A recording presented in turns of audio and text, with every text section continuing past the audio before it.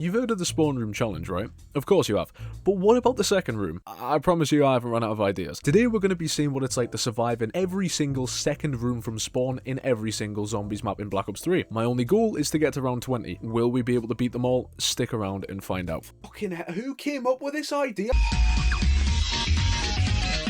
Alright then, Shadows of Evil. Now, you see, the thing is, right, the spawn room challenge on the Shadows of Evil usually sucks arse, right? So we're changing things up today. We're opening it up, and that is as far as we're going, ladies and gentlemen. We are stuck in the second room on every single Black Ops 3 Zombies map, starting with this one. Now, let's see what we have access to here. We got ourselves a fumigator. We got ourselves a pod there. We got ourselves a pod there. We have a gobblegum machine. What guns have we got over here? We've got a little bit of an upgrade from the spawn room. We've got the LK9.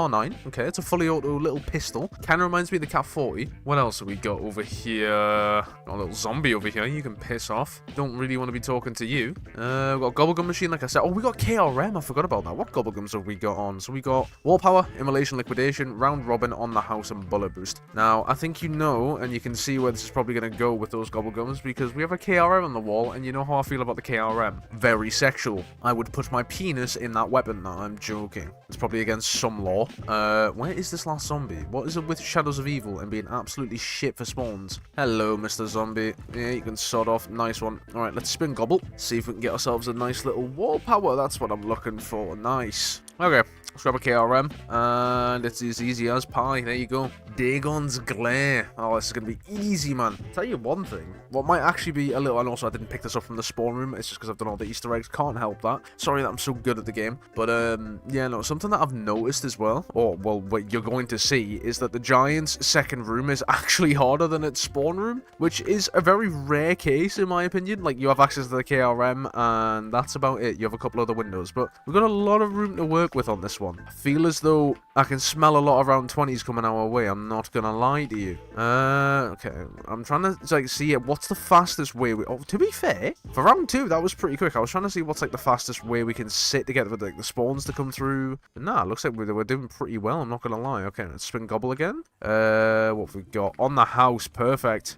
I'll tell you what we can do as well, is we can jump into beast mode, and we can turn on stamina up, and I think that's about it. I genuinely think that's all we can do. We can get the fountain pen if we really want to, but what the fuck's the point, because we can't do the ritual? Yeah, I think that's it. We can get stamina up on. There you go. Right, okay, let's pop this on the house. And we got Jug. Of course we did, bro. The game is just looking out for me today. Oh my god, it's beautiful. Never thought I'd see the day where Black Ops 3 starts working alongside me instead against me. Instead against me? Instead of against me. For some reason, when you don't sleep for like nearly 24 hours, sometimes it just starts to affect the way you talk. Also, I've been told. See, I'm hearing zombies, but I'm not seeing them, bro. What is this fucking dumbass spawn system that they've got going on, bro? Is he down there? Why? What? Oh, sorry, my bad. Can't be out here disrespecting people like that. I'm gonna grab some stamina up as well, bro. We're actually getting a little roster going here. See if we can get our hands on a bullet boost, maybe get some firework action going on our KRM here. That is purple again. And round robin. I'll take round robin. Om nom nom. To be fair with you, we're still yet to even have to use the Dagon's Glare. Such a cool little poster of the gobblegum machine, man. So there's a gobblegum on here that doesn't actually exist. Yeah, Perkaholic, that looks like Perkaholic and it's purple, don't know why. Yeah, no, there was like back in the day everyone was shitting themselves because there was like a gobblegum on here that doesn't actually exist. Maybe they'll bring it back for Black Ops 6. Oh my god, okay, right, we're out of RK5 ammo. Might be time to go buy an LK9. Or do we wait to get another wall power? We might want to wait till we get another wall power, just to be on the safe side, because we can't swap our gun out. Just realized as well, buying ammo for this thing is going to be a pain in my arse. Very heavily. Have I got a free spin on the gobblegum machine? No. Okay, we're going to do this. Little bit of that round robin action there. Should either get bullet boost or we'll reset the pack. Oh, we might actually get immolation, which I don't want, because immolation's not really useful to me. Oh, that's going to be immolation, isn't it? You bitch. I don't want no immolation, liquidation. So yeah, I'm trying to think of any second rooms that actually have a box spawn. I think Zetsubou might have one. Gorod definitely has one, I think, in the department store. Revelations, maybe. I don't know, bro. This might be actually this might be a little bit more difficult than I thought. If we got wall power and stuff, though, we should be chilling. Tell you what, as well, we're definitely going to bust out some tier lists in this video. Then I'm going to start on the Giant, because I can't really interrupt midway through Shadows now, but yeah. So, if you're new to these longer videos that I do here on this channel, first off, welcome. Second off, why haven't you subscribed? I know you're new around here. I don't get many new faces around here, but when I do, it's always a pleasure. Something I don't plug often, like very often, is the fact I have a Discord server. You can actually join it in the link in the description. It's pretty brain dead in there, I won't lie. But if you want to stay, like, you know, active, you might, you know, win some Discord Nitro from the giveaways we do over there. I also notify when we're uploading. I also notify when we're streaming, which I'm doing more often again, starting next week, hopefully, if Jake gives me the green light, because I don't like streaming on my own, but I can stream on my own as well. And by the green light, I mean, is his Morrison's rotor clogged up this week, or are we good to go? I will figure that out momentarily, though. Bullet boost, perfect. That's exactly what I wanted. Okay, I'm gonna hit bullet boost, see what we get. And turned, and... Oh, you know what it is? I'll take Thunderwall. Thunderwall and the shotgun's satisfying. And we got Wall Power again. I'll be having that. Thank you very much. Let's go get ourselves a packed LCAR-9. The Flux Collider 935. Who the fuck has done this in their lifetime? Can't say I've not... I can't say I have Pack-a-Punched the LCAR-9 very often. The only time I have, I think I've been doing challenge videos or something like that. I'm not sure, bro. Nice. I think we've got another round under the belt already. Margwa should be no problem. We've literally got 2 Pack-a-Punch guns. What more could I ask for? Having access to a Gobblegun machine is extremely overpowered. I don't think there's one map where we don't have access to it. Ooh, Zetsubou, actually. That's in the spawn room. Can't use that. Nice, Max Ammo. I'll be having that. There we go. What can we talk about? What can we talk about? Yeah, I like to get one-on-one with my viewers sometimes. I don't like getting too deep, but I like talking about stuff that, you know, like, actually interests me other than COD Zombies. Because I know the majority of you watch for the zombies, don't get me wrong, right? I know there's a certain handful of you, fucking Margwa here to ruin my day. I know there's a certain handful of you that watch me for, you know, the shit I talk about and yap on about. One of the things that's caught my attention recently, well, recently I saw the new Deadpool film. And there's a load of jokes and shit in there about how 21st Century Fox, or 20th Century Fox, or whatever it's called, studios got bought out by Disney, yada yada yada yada. They got bought over, you know, the Fox doesn't exist anymore. Quite sad. But something that really dawned on me the other day was that Blu-rays, like your physical media, all that shit, that's really starting to die out. And companies are really starting to push your, like, agenda to, if you're not on a streaming service, you're missing out on all these fucking benefits. You're missing out on this Sky Glass television that's actually really, really shit. Yeah, Sky Glass is a thing over here where it's like, it's a subscription service for Sky, which is like a TV service in the UK. Don't know if people have it in the US. You guys might, I don't know. But yeah, you get a TV as part of the subscription package, but it's actually a really shit TV. And its main selling point is like, it's got a whole surround sound system, but it's actually really ass. Companies can take away your rights to your digital media when you use streaming services at any given point or any given time without any warning, whether it be for the reason of, you know, like their license expired. I know that was a massive thing with Netflix back in the day with Friends. They used to take that shit off on and off constantly. Oh, hello. Meatballs. So I don't know about you, but I've actually started to collect my own media. I recently watched The Truman Show on a very legal and legitimate way to watch films that Tyler definitely did not show me. That wouldn't arouse any suspicion because it is of legal nature. But for gatekeeping purposes, I will not be showing you how to do it in this video. But yeah, no, I watched The Truman Show. And I wanted the Blu-ray of it because I like the film so much. So went down to my local CEX, which is like a second-hand shop or like your thrift shop in the US, I think it's called. And we went down, well, I went down, and I was like, have you got The Truman Show on Blu-ray? And to my surprise, they did. I asked the guy, that's the nice, lovely man behind the counter. How much does that come to? It goes £3, right? £3 for a digital copy to own that film as, like, you own that shit forever. You can do whatever the fuck you want with it, right? That is so much more confident than paying God knows how much for the top tier Netflix, like, package. I think the top tier one on Netflix, they have no ads, yeah, there's ads on subscription services. Now, that's what, again, has put me off even dabbling in any subscription services. They're starting to show ads now on things like Amazon Prime, and I'm sure Netflix are doing it now. It's upwards to like £23 a month for Netflix, and it's like, I think I'd rather just buy Blu-rays, I can't lie. I'd rather find some legitimate way to watch the film. Zombie points, okay. I'd rather watch the film on some legitimate means, I assure you, than shell out 20 quid for something that might not stay on the platform that I'm paying money for, shows me ads, and is also gaining money from the subscription that I've just paid for, but now they want more money, so they're going to show me some ads as well, even though the whole reason why we buy subscription services nowadays is to get rid of the fucking ads that are on cable television. Time has came flat circle. I might be going schizo in this video, but it's actually such a valid point. If people make fun of you for buying Blu-rays, bro, tell them to go fuck themselves. They're the ones shelling out £20 a month for Netflix, bro. And if you can't afford Blu-rays, and I know the Blu-ray players especially are really expensive, you know, there always is just the option of sailing the seven seas, which honestly, like, there was a massive video about, I think it was anime piracy, right? And don't get me wrong, I don't condone piracy. I've never condoned piracy. But in a pinch, right? right? And a lot of video game developers will tell you the same thing, because piracy for video game developers is actually a good thing, because sometimes it raises publicity for a game so much that they're willing to pay for it next time, or they're willing to pay for it because they like it so much. What are we getting from here? A bootlegger. Oh, fuck yeah, I'll pick that up. Okay, right. Might swap that out for a pack gun, but it's fine. But yeah, no. I'd much rather sail the 7 seas and get my media that way and support the actual studios. For example, I'm pretty sure, what's it called? Studio Ghibli and a bunch of other, like, anime studios, especially in Japan. This is prevalent anyway. They actually have Patreons where you can actually just go over and just straight up give them fucking money without giving Netflix a cut, without giving the television studio, broadcasting company a cut, you know what I mean? You can just straight up give them support with your hard-earned money for their hard work, and then get the media, like, you know, any way you want. That is something that I've always been an advocate for. I don't understand the whole thing of, like, intellectual property being such a fucking mainstream thing. It's like, yes, I get it, it's your property. This was a massive thing with H2M recently, or HM2, or whatever it was called. The multiplayer mod that came out with Modern Warfare Remastered's engine. That was a massive thing recently, yeah, as well. 1, I cannot believe that got shut down. 2, I saw it coming from a mile away. 3, fuck Activision.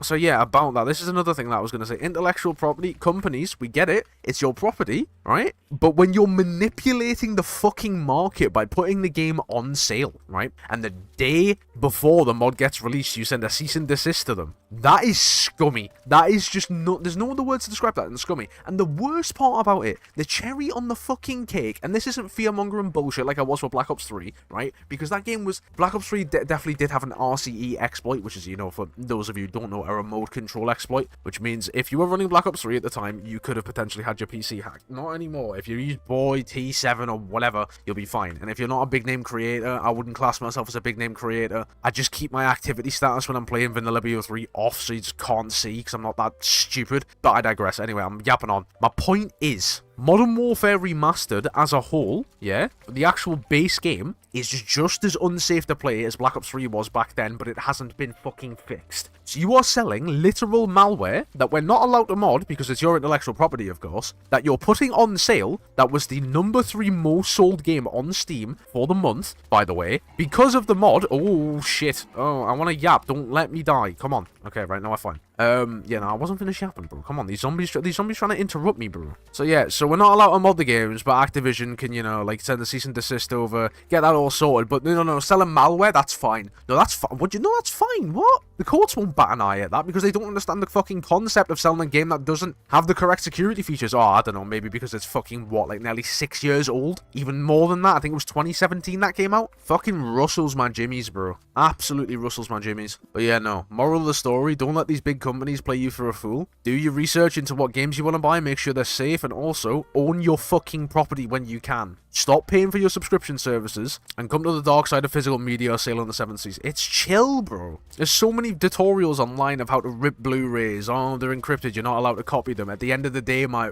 brother in Christ, you have bought that DVD. You have bought that Blu-ray. Therefore, you own a license. Therefore, you are not copying it. You are backing it up. This is something I've been like, oh, hello, Xeno, man. What the fuck? This is something I've been saying to people for fucking ages now. You need to get on the physical media hype train, bro. Because disc rot, which is where Blu-rays and stuff, they tend to, like, not even with scratches or anything, they are genuinely just rotting. It's a massive issue at the minute, especially with optical media, because lo and behold, CDs break very fucking easy. So I think having the right to actually back them up should be standard. Blu-rays shouldn't even have copy protection, I don't think. Companies are so hell-bent on protecting their intellectual property that they're starting to forget that their customers now technically own a license to do whatever the fuck they please with your product, as long as it's not distributed. Anyway, little rant over. I just wanted to get that out of the way, because that was really starting to bug me, man. Especially with the H2M shit recently. Like, Activision, I can't lie, if you just went down the path that Rockstar did with 5M, they hired those people who made 5M, and now they work on GTA 5. And I'm pretty sure there's a port of 5M coming to consoles now, thanks to Rockstar actually taking them on. You are actively punishing your community for wanting to make better things out of your own games. And if their excuse is so they can sell Modern Warfare 2 Remastered, then they can kiss that dream goodbye, because it's already been done. People have already played it for free. People are already currently playing it for free, because the client is still out there, and it's really easy to host your own dedicated servers for it. Nobody will buy your shit. It's fucked, man. They're protecting their intellectual property. How the fuck? They're just cash hungry. This is Activision we're talking about. It's so annoying, man. Like, I can't lie. Name a bigger ick than Activision when it comes to the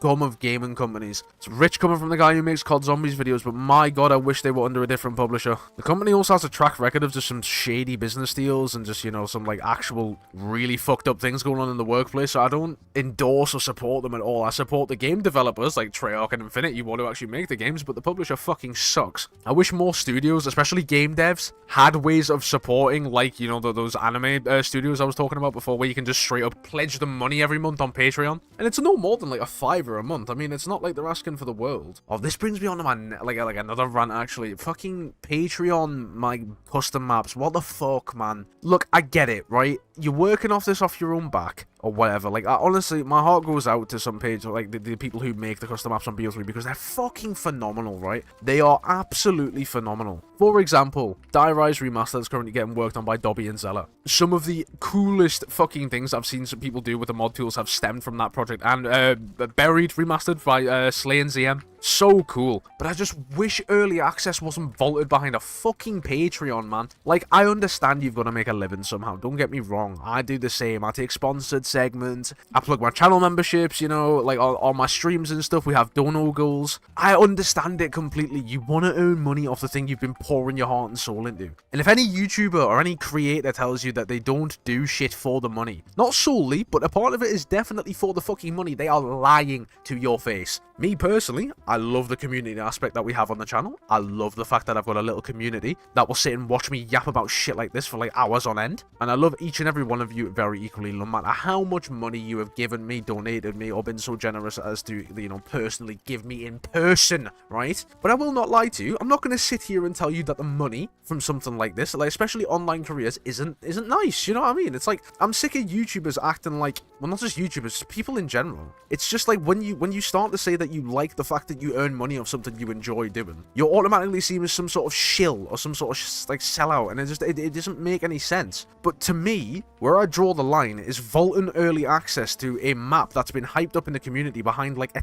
$10 Patreon wall. I don't know. Like, I have a Patreon and I upload my VODs onto there, but the difference is they're VODs. They come like every, like, well, I haven't streamed in a little while, but they come to like, I don't know, well, I think I streamed 3 times in a week once, and they're all up on there. But the difference is that I've seen people like Verco. Now, I don't know how often Verco actually works on this Transit Remastered project, right? Or the reimagined thing that he's doing. You know what I mean? It's the one with all the fucking really good graphics and shit. It looks amazing, don't get me wrong. But I can't remember the last time I've seen some sort of update that wasn't exclusively on his Patreon. It just, I don't like that. If you've made it public to the community that you're making some sort of project as big as what that is, right? You'd want the public to be constantly updated, well, not constantly, but at least monthly updated as to what the progress is on the project. That's just my opinion anyways. I'm well aware that you could call me a hypocrite because you have a Patreon for your VODs, but the difference is, like I said, I post on that quite frequently, or at least I aim to when Patreon doesn't fucking vault the amount of hours I'm allowed to upload on the site every month, which is really annoying. You have to get some sort of fucking approval from them to, like, you upload more, and that's why uploading VODs on there's a little bit harder sometimes. So I do apologize if you're like a part of the Patreon and you've been wondering where the VODs are. I am still trying to get those uploaded, I promise you. But yeah, no, I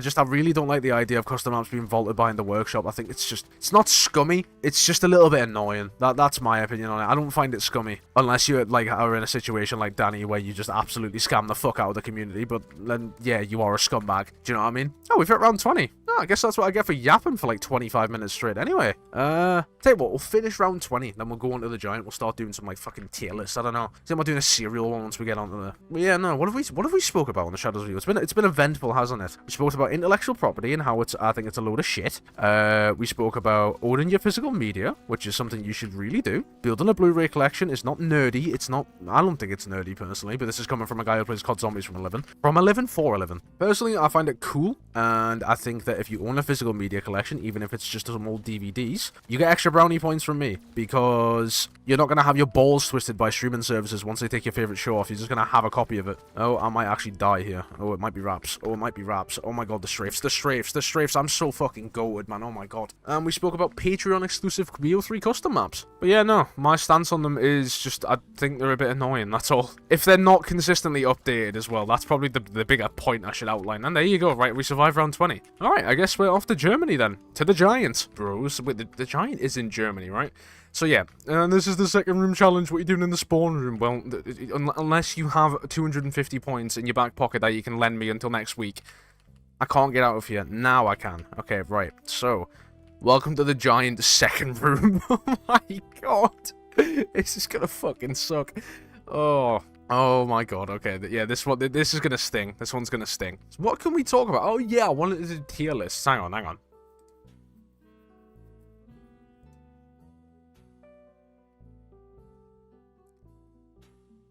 Alright, I have got a chocolate tier list up right now, and we are going to rank each and every one of these. I don't care if you're US, bro. I'll chuck in, like, fucking Hershey's or something in there to make you all happy, right?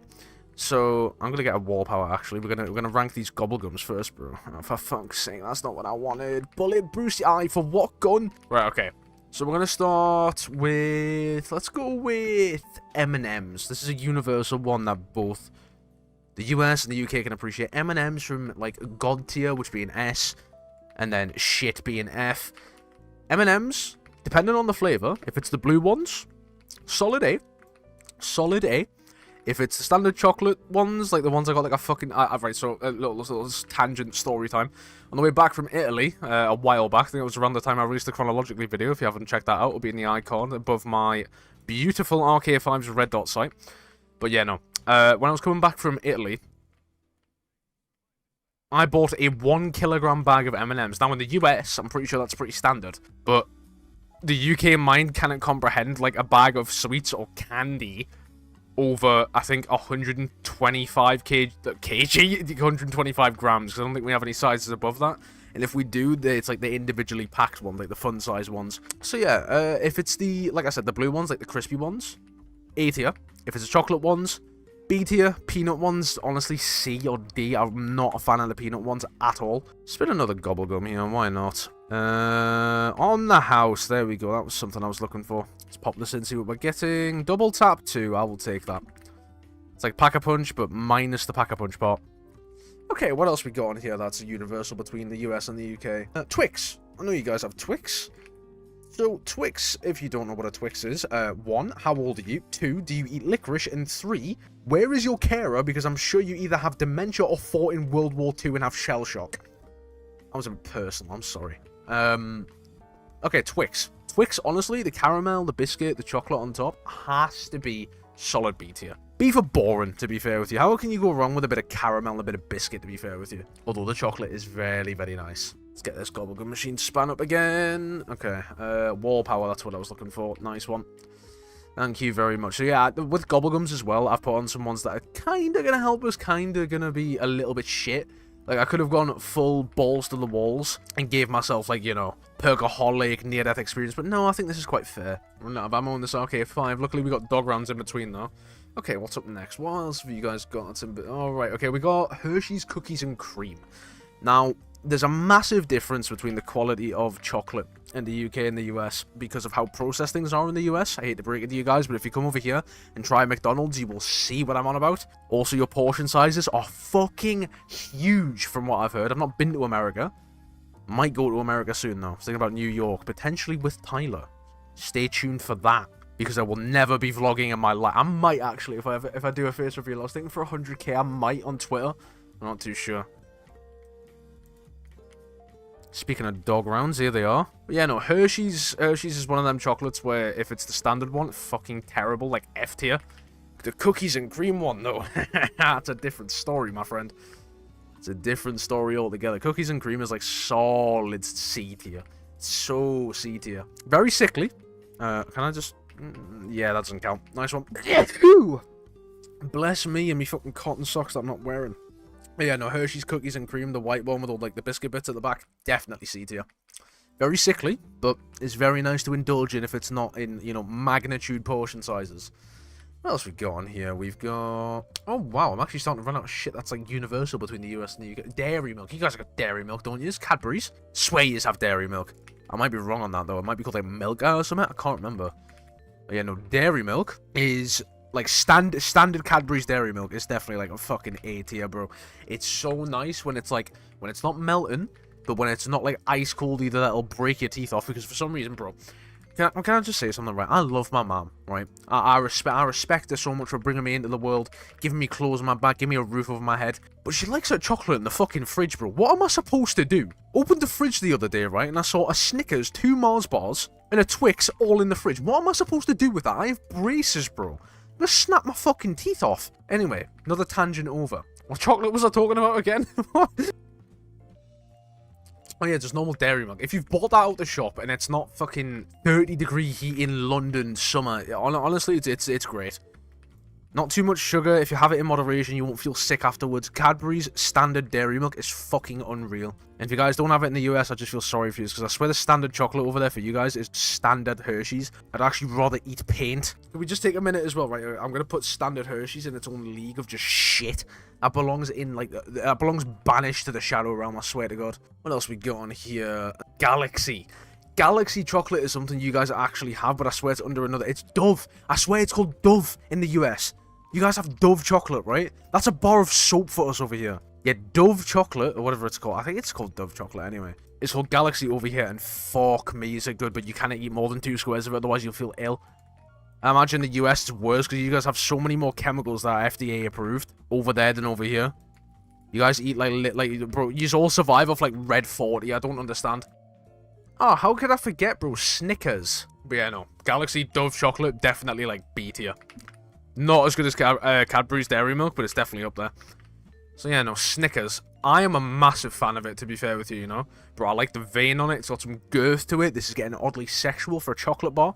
The chocolate around it is fucking unreal. The nuts, there's a really good ratio of like... Is it nougat or is it caramel in Snickers? I can't really remember. But whatever it is, there's a good ratio of nuts to, you know, filling. It's really, really nice. Spin the gobblegum machine again. So all this sweet talk is giving me a sweet tooth.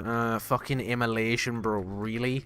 Oh, insta-kill. There you go. But yeah, no. Snickers is like an easy S tier for me. It's such a good chocolate, man. Like, I can tear into like 5 of them and still want more. That's just because I'm fat. Alright, a Milky Way bar. Now, you guys have these, but they're very fucking different than what they are over here than what they are in the US. Now, Milky Way bars in the US, if I'm not wrong, is literally just caramel and chocolate. Or caramel, chocolate, and nougat. But in the UK, it's just this own special nougat, and it's really, really nice. What else we got kicking about in here? On the house again, thank you. Okay, what was I saying? Yeah, so Milky Way bar, for me in the UK at least, honestly, anything Milky Way puts out is just instant heat. They have another thing called like Magic Stars, and it's just like these little star-shaped chocolates, a little bag of them. And it's got the same nougat on the inside, they're like little ones you can just pop in your mouth, bro. The bar itself is A tier. Magic Stars, which is the thing I'm on about, with the you know, little star-shaped things you can just pop in your mouth. Fucking S+ tier, bro. They are so good. Mule Kick, what the fuck, man? Spin the gobblegum machine again with my own hard-earned points for that one. Oh, what are you? Bullet Boost, okay. Nice surprise. Let's see what we're getting here. Thunderwall, nope. Please don't be turned. Oh, for fuck's sake, man, I called it! Alright, let's get into some more, like, variants. Let's start off with some variants of the ones that we've already said. Okay, so we've got... Right, so Galaxy or Dove Caramel. Honestly, fucking, like, D tier. Like, I cannot lie to you. That shit is so sickly. It's worse than a Dairy Milk Caramel. And that, I don't like Dairy Milk Caramel too much either. But yeah, no, that shit is bad. That shit is terrible. Not even in the aspect of flavor. Like, it's nice, but it's just... It knocks you so ill so quick because of the high sugar content in it.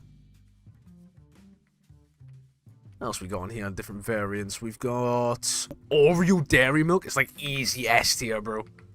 So fucking good. Depends on which one you get though, because if it's like the Oreo filling, that's like fucking B tier. If you get the one with like the Oreo chunks in it, oh, it's like an easy S+.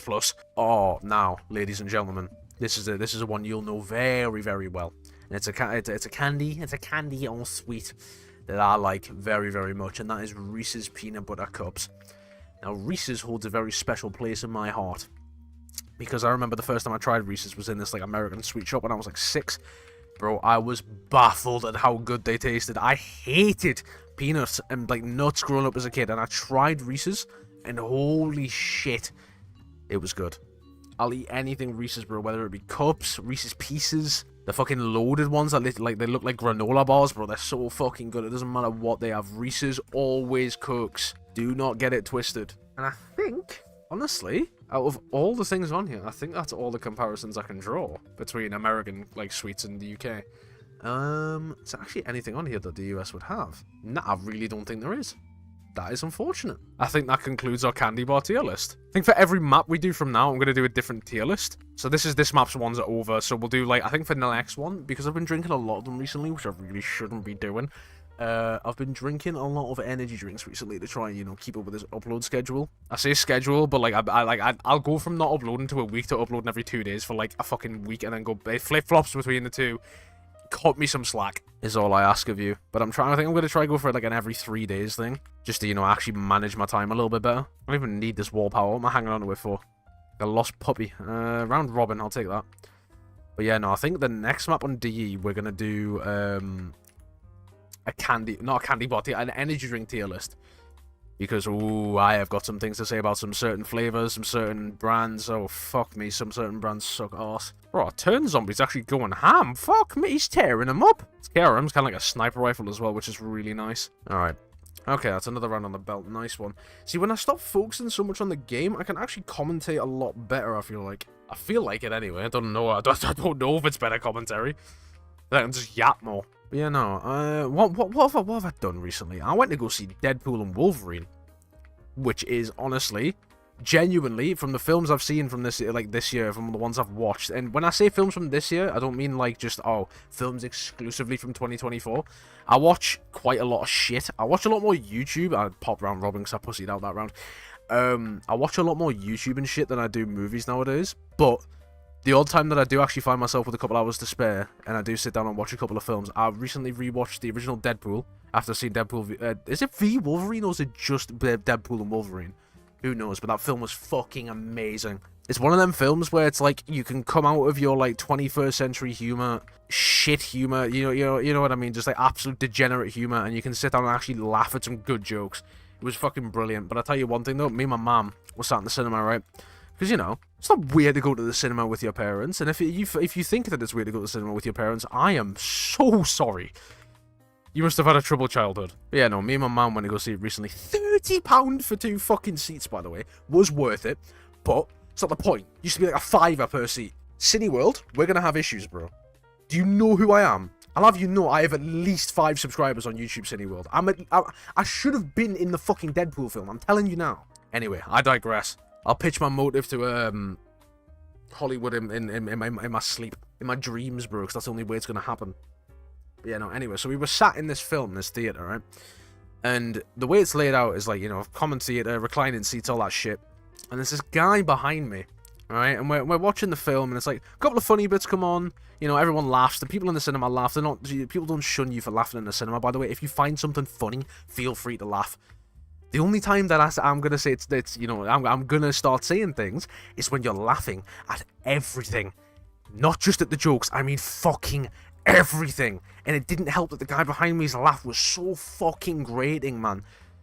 I would have genuinely rather scraped my nails and balls across a chalkboard than have to listen to that guy laugh at literally everything. Like, don't get me wrong, Ryan Reynolds and Hugh Jackman together are fucking hilarious, right? But oh my god, man, there was like the coordinated fight scene in like towards the end of the film. But there's all the Deadpools coming out the portal. Spoiler alert, but it's not really that big of a spoiler. But it's just a bunch of Deadpools, and they have all little bit. I don't know the context, but I do know the context. I'm not going to tell you because I want you guys to go watch it after you've watched this video, of course. Because you know my content is just leagues above Hollywood. You can't even lie, bro. Tell me otherwise in the comments below. I dare you. But it was like this brutal coordinated fight scene, right? And this guy's just pissing himself through it. And it's like, bro, just enjoy the fucking bloodbath galore that's on your screen. Why is it funny? Like, it's common for people in the crowd when there's a scene like that on to be like, oh, whoa. Not, I'm going to piss myself with laughter. Like, I don't understand. It was like people getting cut in half. The only reason why you can sit and watch that, right, is because it's not real. If you're finding shit like that funny, I am genuinely concerned about you. It's like, I love a good action scene at the start or in between a film where you can see, like, I don't know, Deadpool going crazy with his katanas and cutting people in half. That's fucking sick. But it's sick because I know it's not real. I have always found that rather interesting, actually, how, like, we perceive murder and stuff as, like, one of the worst things a human can do, but when it's glorified in, like, a superhero film, it's like, that's fucking cool. Or, like, seeing a person get cut off in a horror film, it's like, oh, look at the special effects. It's like, I don't know. There was a film that fucked me up for life that I watched with my ex-girlfriend like a couple of years back. It was this horror film to do with it was in this set in all medieval times and shit when witches were about, and I can't remember the name of it. I think it might have been in the same universe as The Conjuring though. There's this scene at the end where they found the source of like the fucking tomfoolery that's been going on in the village, and they strap him down to this fucking table. They put him in like this vice thing, like against his head, like a big spike, and they just start turning it really slowly. And he's like screaming for help, and that scene fucked me up for life, bro. I feel like that guy behind me would have been sat in the cinema cackling his arse off if he saw that. Okay, let's see what we get from On the House. Quick revive. Actually, that's kind of pog. Did I just say pog in 20? Ooh, I need sectioned. Maybe I do need a lobotomy. Maybe I do need to be that guy strapped in that board that I was just on about. Maybe a lobotomy would do me the world of good. World of Warcraft starting out for free. This Disney DVD is enhanced with Disney's Fast Play. But only true motherfuckers understand the sheer fear you'd get when you just see the DVD logo pop up like 4 a.m. middle of the night. You'd put SpongeBob DVD on, right? You'd wake up, all you'd see is just a black screen with just fucking Disney on it, or like the DVD logo. Bro, that would scare the shit out of me. I used to have this Postman Pat DVD as well, right? Postman Pat is like a fucking cartoon about this like British postman who goes about, right? And I had, I don't know how I remember this. I was like no older than 4. But I remember I had two, it was like a 2-in-1 DVD. You could learn your ABCs with Postman Pat, right? Or you could learn your 1, 2, 3s. I remember the one time this was scratched the fuck. And I remember once I tried pressing on the 1, 2, 3s. I want to learn my 1, 2, 3s. That shit started glitching out, bro. My screen tearing, going black. I cried so loud, bro. I ran downstairs from my mum. I was so scared, bro. Probably why I still fear analog horror quite a bit to an extent now. Oh, this is actually the last round. I feel it's a bit of a cheat if I ended off on a dog round though, so we're going to try to survive round 20. But yeah, no, that Postman Pack DVD fucked me up as a kid, bro. Nice cheeky max ammo, even though we got the wall gun right there, but I will take it, thank you very much. Round 20, the big 2-0. But yeah, another thing about the physical media stuff that I was talking about on Shadows was that Deadpool film that I was watching, right? There's a whole meme about, like, you know, the death of Fox because of Disney Plus and stuff, and that actually freaked me the fuck out, right? Not in like some sort of oh shit. Okay, well that was just dumb. But yeah, no, that freaked me the fuck out because 20th Century Fox, the film, like the studio that published The Simpsons, a lot of the older X-Men films, all that stuff, now is owned by Disney, and Fox doesn't exist anymore. I don't know if the TV program does. I think it does, like the TV channel, sorry. But the studio 20th Century Fox does not exist anymore. And that freaked me out. Because all their media now, to actually get it, has to be streamed or have a physical copy of it. It's not just going to be aired on TV anymore on the channel. That's terrifying to me. That's why I think owning physical media is so important. So these big companies can't fuck you over in the long run. Oh. Do we take the coward's way out in round robin, or do we firm it? Who knows? Who knows? And that's 21. And you know what? Just for good measure, we're going to pop this round robin as well. Then we're off to Breslau? Or is it Werfen, where the Eisendrache is located? I don't know. But get a little bit of that round robin going. And there we go, round 22, ladies and gentlemen. 2 rounds over the score.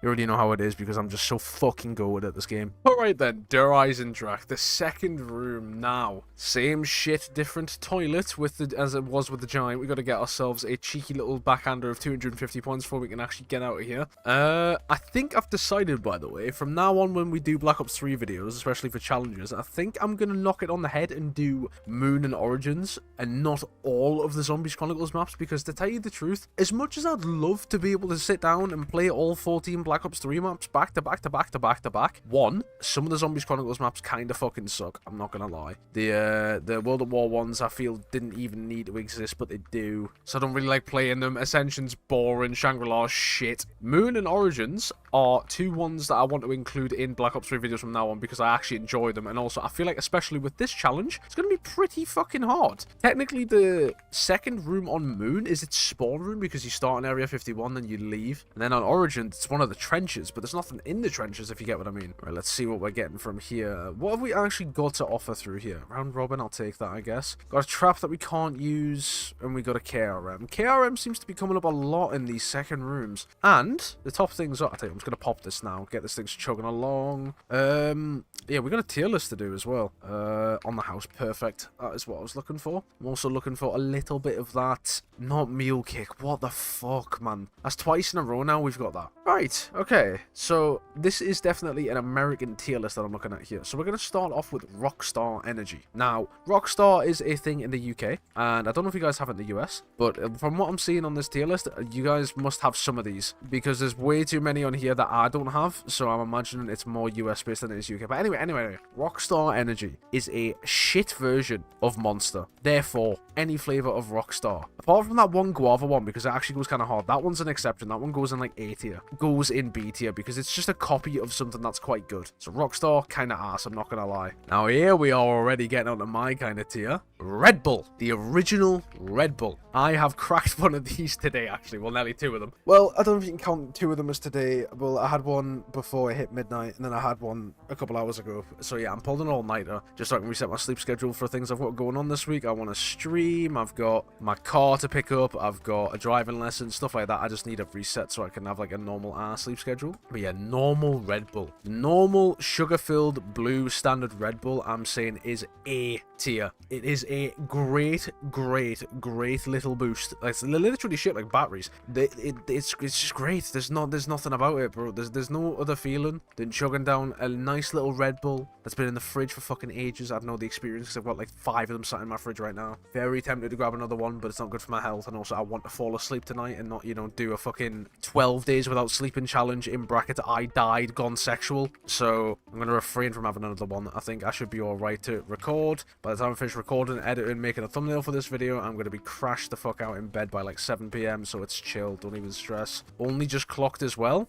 We can't get a Pack-a-Punch KRM now that I've done this. Okay, we might have fucked up big time. But that's okay. That's okay. These things happen. These things happen. Is there actually anything I can do? No, there's no other war guns here. Shit. Okay, okay. New rule. New rule. New rule. Forfeit. I'm gonna go grab the fucking Shiva, and you guys didn't see fuck all. Give me that. You guys didn't see anything. You guys didn't see anything. It's not like I went back and grabbed quick revive. Chill out. Chill out. Chill out. I see you with your grubby little mitts going in the comment section. Go on. I dare you. I dare you. I will cook you in the responses, little bro. Come on. Oh, come on. It's not giving me it now. It knows I've cheated. It's fucking over. Uh-oh. Uh-oh. Uh-oh. There we go. That's what I was looking for. Brilliant. Don't know why, but the War Power Bubblegum is just, it looks like cream soda. Is that just me? Oh, beautiful. Right, this is what I wanted. Anyway. Okay, yeah, so normal Red Bull. A tier, teetering on S. So what have we got next? We got, Monster Energy. The original Monster Energy. Okay. See, personally, I'm not the biggest fan of the original Monster. I think it actually tastes like shit. The differences with original Red Bull is that actually has a really nice flavor to it. Original Monster has far more, yeah, I forgot to go into the reason why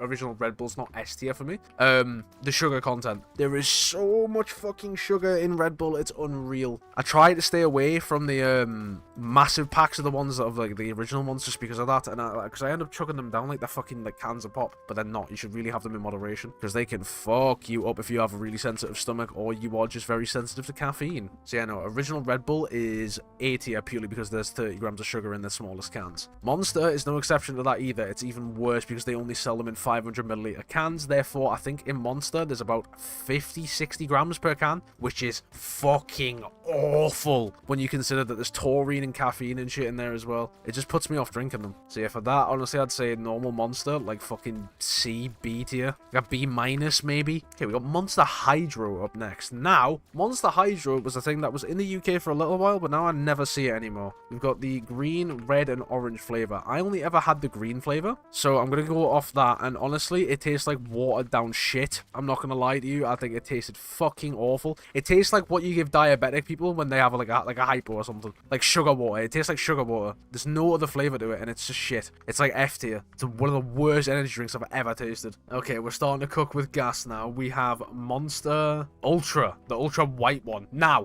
this is a one I can actually get behind because it's sugar-free. It has no sugar in it. Monster Ultra, though, because of the reputation it has with the culture behind it, honestly, the only people I see drinking Monster Ultra are like boomers or people who work 9 to 5s, and honestly, I kind of respect it, but at the same time, you will never catch me drinking one of those motherfuckers, and I don't like the taste of it. I think it tastes like watered down semen. I won't lie to you. That's the vibe it gives off. I will not cap. So yeah, for that, honestly, fucking Monster Ultra, like D tier. I'll drink it if I have to, but I will not be picking it if I have like a sea of options. Okay, what else we got on here? We've got... Oh, okay. The coconut edition of Red Bull. Easy. Fucking abysmal tier. Fucking F-. I just hate coconut. Alright, we got the blue one. So, over here at least, you can get these little variety packs of Red Bull where they sell them in like packs of 4. And you can get like the red one, the tropical one, the green one, and the blue one. And an original. I think it's a pack of 5 or is it a pack of 4? I don't know. But yeah, so you can get these like blue ones. You get the red one. The blue one, which I think is blue raspberry, or it's some sort of blue flavor thing, you know, like blueberry or something or whatever, is actually quite nice. It's still got a really high sugar content, but it's really, really nice. So for that, I think it goes in B tier. Because I like Red Bull. Red Bull's my favorite energy drink, and it's also just a cool brand. Because they're affiliated with a lot of racing and stuff, and it just looks very, very cool. I'll take that, Max. Hammer off your hands. Here we got the red one up next, which is off the top of my head, I think it's Summer Fruits, which is just like, I think, strawberry, raspberry, all that shit. Honestly, I think it's just going to go in the same tier as the blue one. It wasn't anything too special, and it just tasted a little bit more artificial, but I can't knock it too much, because it is one of my favorite energy drinks of all time. Alright, I'm not seeing anything on here that I've tried. Coca-Cola Energy? I've never tried that before. What the fuck? You have to look out for that, actually.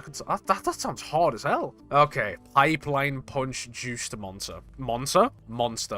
Yeah, there's no words for this other than the pop culture behind this drink is fucked. Like, I'm not gonna lie, you will never catch me drinking these because I am a straight cis male.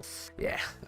If you drink this, you're either gay, which there's nothing wrong with it, but you are gay, or you are just a very fruity individual. And I won't lie to you, I think it tastes like shit as well. And that's not because of anything I've said previously, I just really don't like the flavor of it. Pipeline Punch is one of the weakest Monster flavors in my opinion, and it just seems really prevalent on Twitter with gay people. And I honestly, I respect it. This is your drink, you can have it. But it's just not a bit of me. And it's not because I have anything against being gay or anything like that. It is just purely because I don't like the flavor. And I think the culture behind it makes me a bit free if I like it. And that's not a bit of me. So for that, I respect it, but it's a C tier. It's a C tier energy drink. That's a Panther Soldier. Coming to kick my ass because I got political in the video again. Whoops. Here we go. Actually, never mind. There we go. Me versus the comment section of this video. Even though I've explicitly said I don't have a problem with the fact that I don't have a problem with the fact that, you know, what I say. It's the flavor. The flavor. Alright, moving on. What else we got on here? Okay, Red Bull Sugar Free. We're getting into like fucking S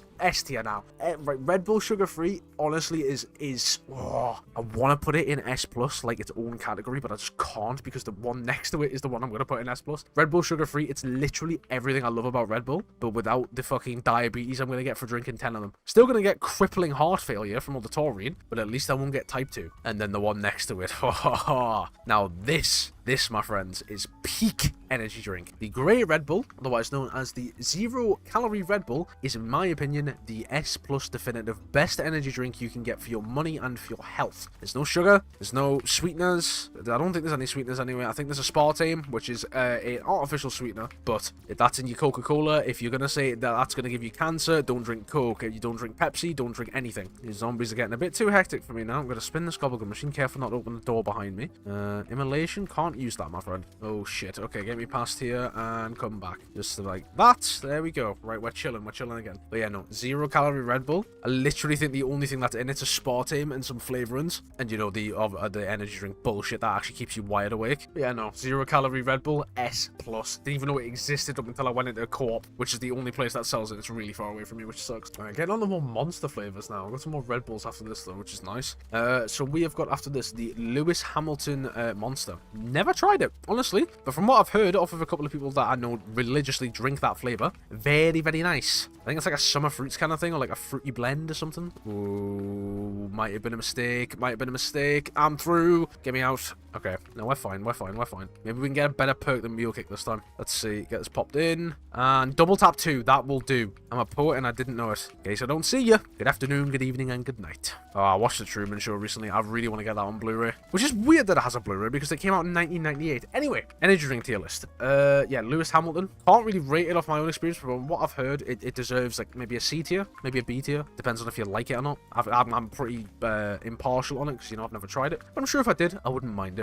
Like I said, Monster just has a really high sugar content though, so everything naturally is a bit lower if it's got more sugar in it. Because one of the things I've learned learned, especially with like managing your weight, is that sugary drinks are so much fucking worse than you than getting like, I don't know, like a bag of Tang Fastics from the shop, because at least you know that you're eating like shit. When you're drinking sugary drinks, you don't actually realize that, holy shit, I've just ingested like nearly 90 grams of sugar in one can. That's like your fucking daily allowance twice over. If there's always the option to go for 0 calorie, always pick that option. Treat yourself now and again to like a full fat Coke or something with a big meal or something, some shit like that. Do not drink like full fat drinks religiously. You will end up like on fucking My Strange Addiction, I swear to God, or like fucking like Fat Families, if that was still a thing. There's being body positive, then there's dying of heart failure at 23. That's my stance on it. I'm not gonna sit here and tell you that I'm the skinniest fucking healthiest person in the world. Quite frankly, my body looks like shit, to be fair with you, but my gut doesn't hang over the fucking table. I'm kind of like skinny fat. I think I'm 6'3" or 6'2". I think I'm 13 stone, which in pounds I think it's like 170, 180, maybe a bit lower than that. I don't know. I don't actually know how you work out pounds apart from the currency, because all I make is fucking bread, bro. All I do is win no matter what. Right, hang on, clear out these zombies, and I can actually have a look at the other options that we've got here.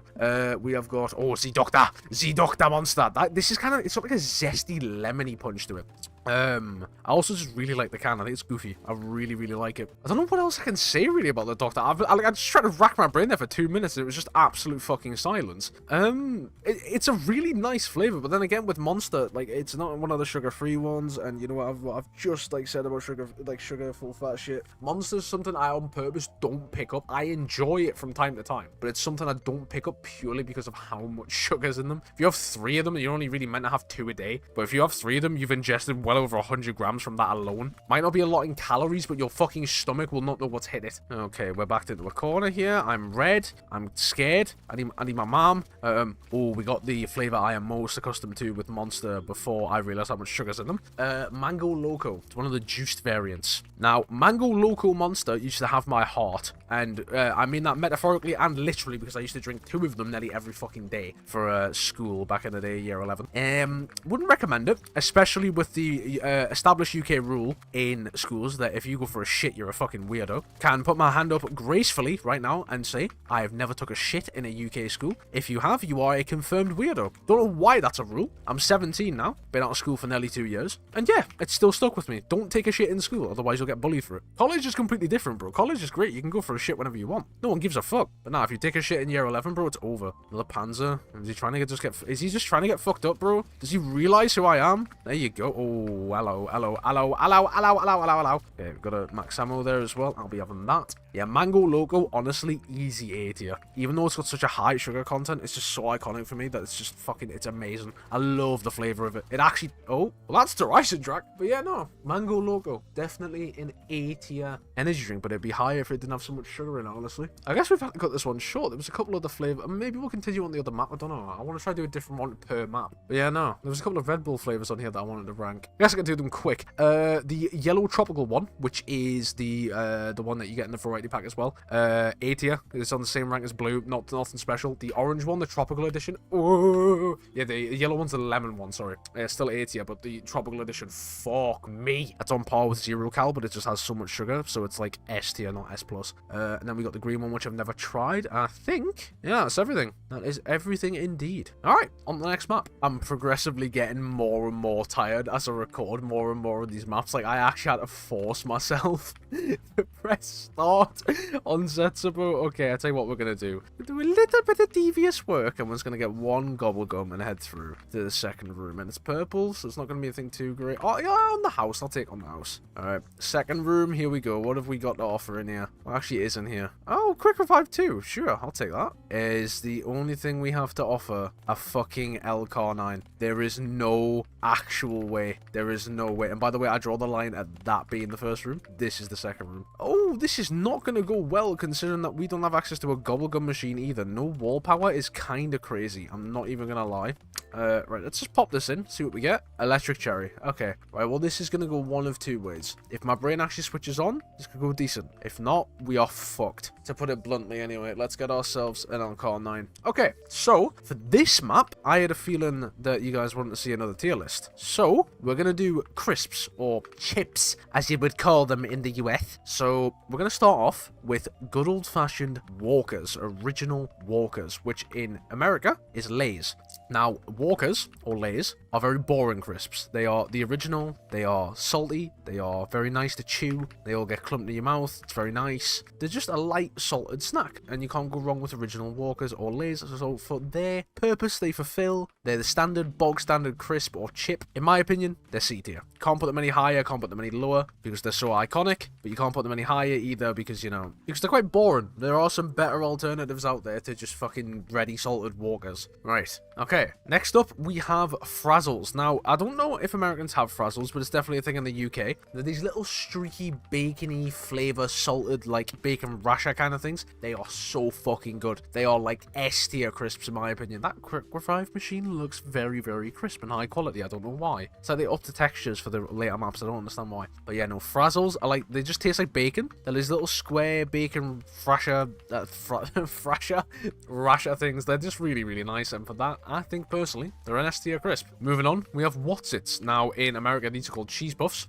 And they are what they say on the tin. They're literal cheese puffs. Quite small nowadays. They used to be a lot bigger back when, you know, the portion sizes didn't get cut for whatever reason. Jamie Oliver, fuck you. And your stupid sugar tax as well. What a knobhead, honestly. Let me have my 1 kilogram bag of cheese puffs. Let me get type 2 diabetes. I want to get fat. Come on. What a dickhead, honestly, for not letting me get fat. I want type 2 diabetes. But yeah, no. Whatsits, cheesy, little bit grim in your mouth when you start chewing them. They kind of like melt on your tongue. Honestly, I'd say they're B tier. They're B tier. You can't put them on the same league as ready salted Walkers because that's far too boring. But you also can't put them any higher than B tier. Because quite frankly, the texture of them once you chew them, grim, and they get stuck in your teeth really easily. It's the same for like bog standard cheese puffs. So I wouldn't really count a Whatsit as a normal cheese puff. They're a little bit like skinnier, but yeah, no, B tier for Whatsits, honestly. What we got up next? We got Squares. Now, Squares, you guys definitely don't have in the US, and I know that much. But they're literally little, what they say on the tin. They are squares, little square thin potato chips that are covered in salt and vinegar, which is essentially what your fish and chips taste like here in the UK, and you can't go wrong with it. Essentially, they're just like dried out, like with the flavor of the salt and the vinegar, and once you start chewing on them, they start like kind of not dissolving but clumping together as potato in your mouth. It does kind of taste like fish and chips, and I think Squares, honestly, are an A tier crisp. They are very, very nice. You don't get a lot in the bag though, which is kind of shit. Now, McCoy's.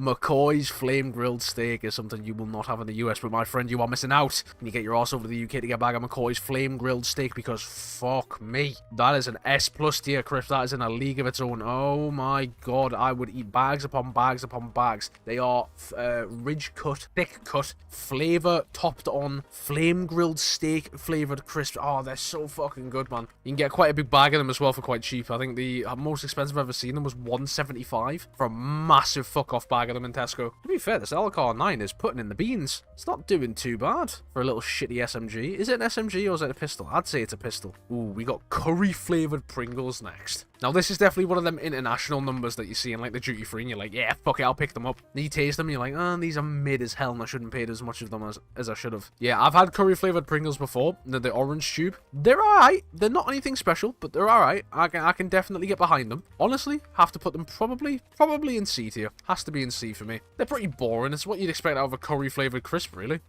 We have a Thrasher on our hands. Need to remember he can one-shot me. I'll be having some ammo, thank you very much. Oh shit, give. Let me go. Oh, death machine. Okay, right, we're chilling. Bye, Miss American Pie. Show my Chevy to the levee, but the levee was dry.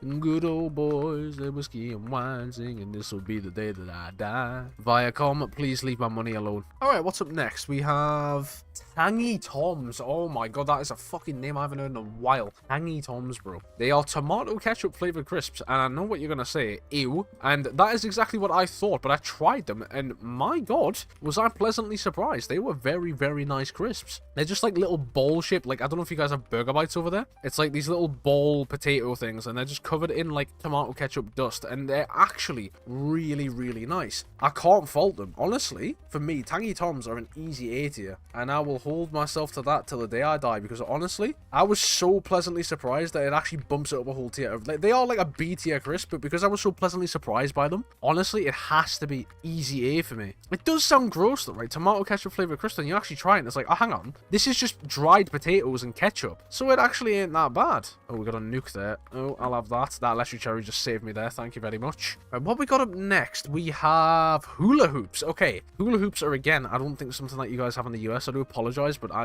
really couldn't give a fuck at this point. I'm rating ones that I know, not ones I'm going to be like, I've never tried them before. But I'm going to give my opinion on it anyway, like I'm someone on Twitter that you've never met. 1, 2, 3, and 4. Yeah, the no pack-a-punch gun thing for this one kind of sucks ass. Probably going to be one of the shorter ones, to be fair with you, but we ball. We ball. I can't even grab ammo. Okay, we might be cooked. Could be cooked. Could be cooked. We're cooking. Never mind. Carpenter. Never mind. We are in fact cooked. Can't believe they vaulted my boy in Black Ops 6. It might actually be over. They did have the full armor drop though, which makes things a lot better. Can't lie. No one ever gets excited about picking up a fucking carpenter unless you're past Cold War, in which it replenishes your armor. But they've replaced it now with that drop. So rest in peace, my boy Carpenter. 2009 all the way up to now, I guess. But yeah, no. Hula hoops. Beefy flavor. Standard hula hoops. Honestly, kind of mid, not gonna lie. I'll get back to that later though, is why I'm saying standard, because there's another version of them that are fucking unreal. Yeah, no, standard beefy hula hoops, they're nice, but they're very, very mid and small. So honestly, B tier crisp. Now, we are on to the one that I was just about to mention, the big hula hoops. They're just hula hoops, but bigger. Hula hoops are literally just like what you'd imagine, little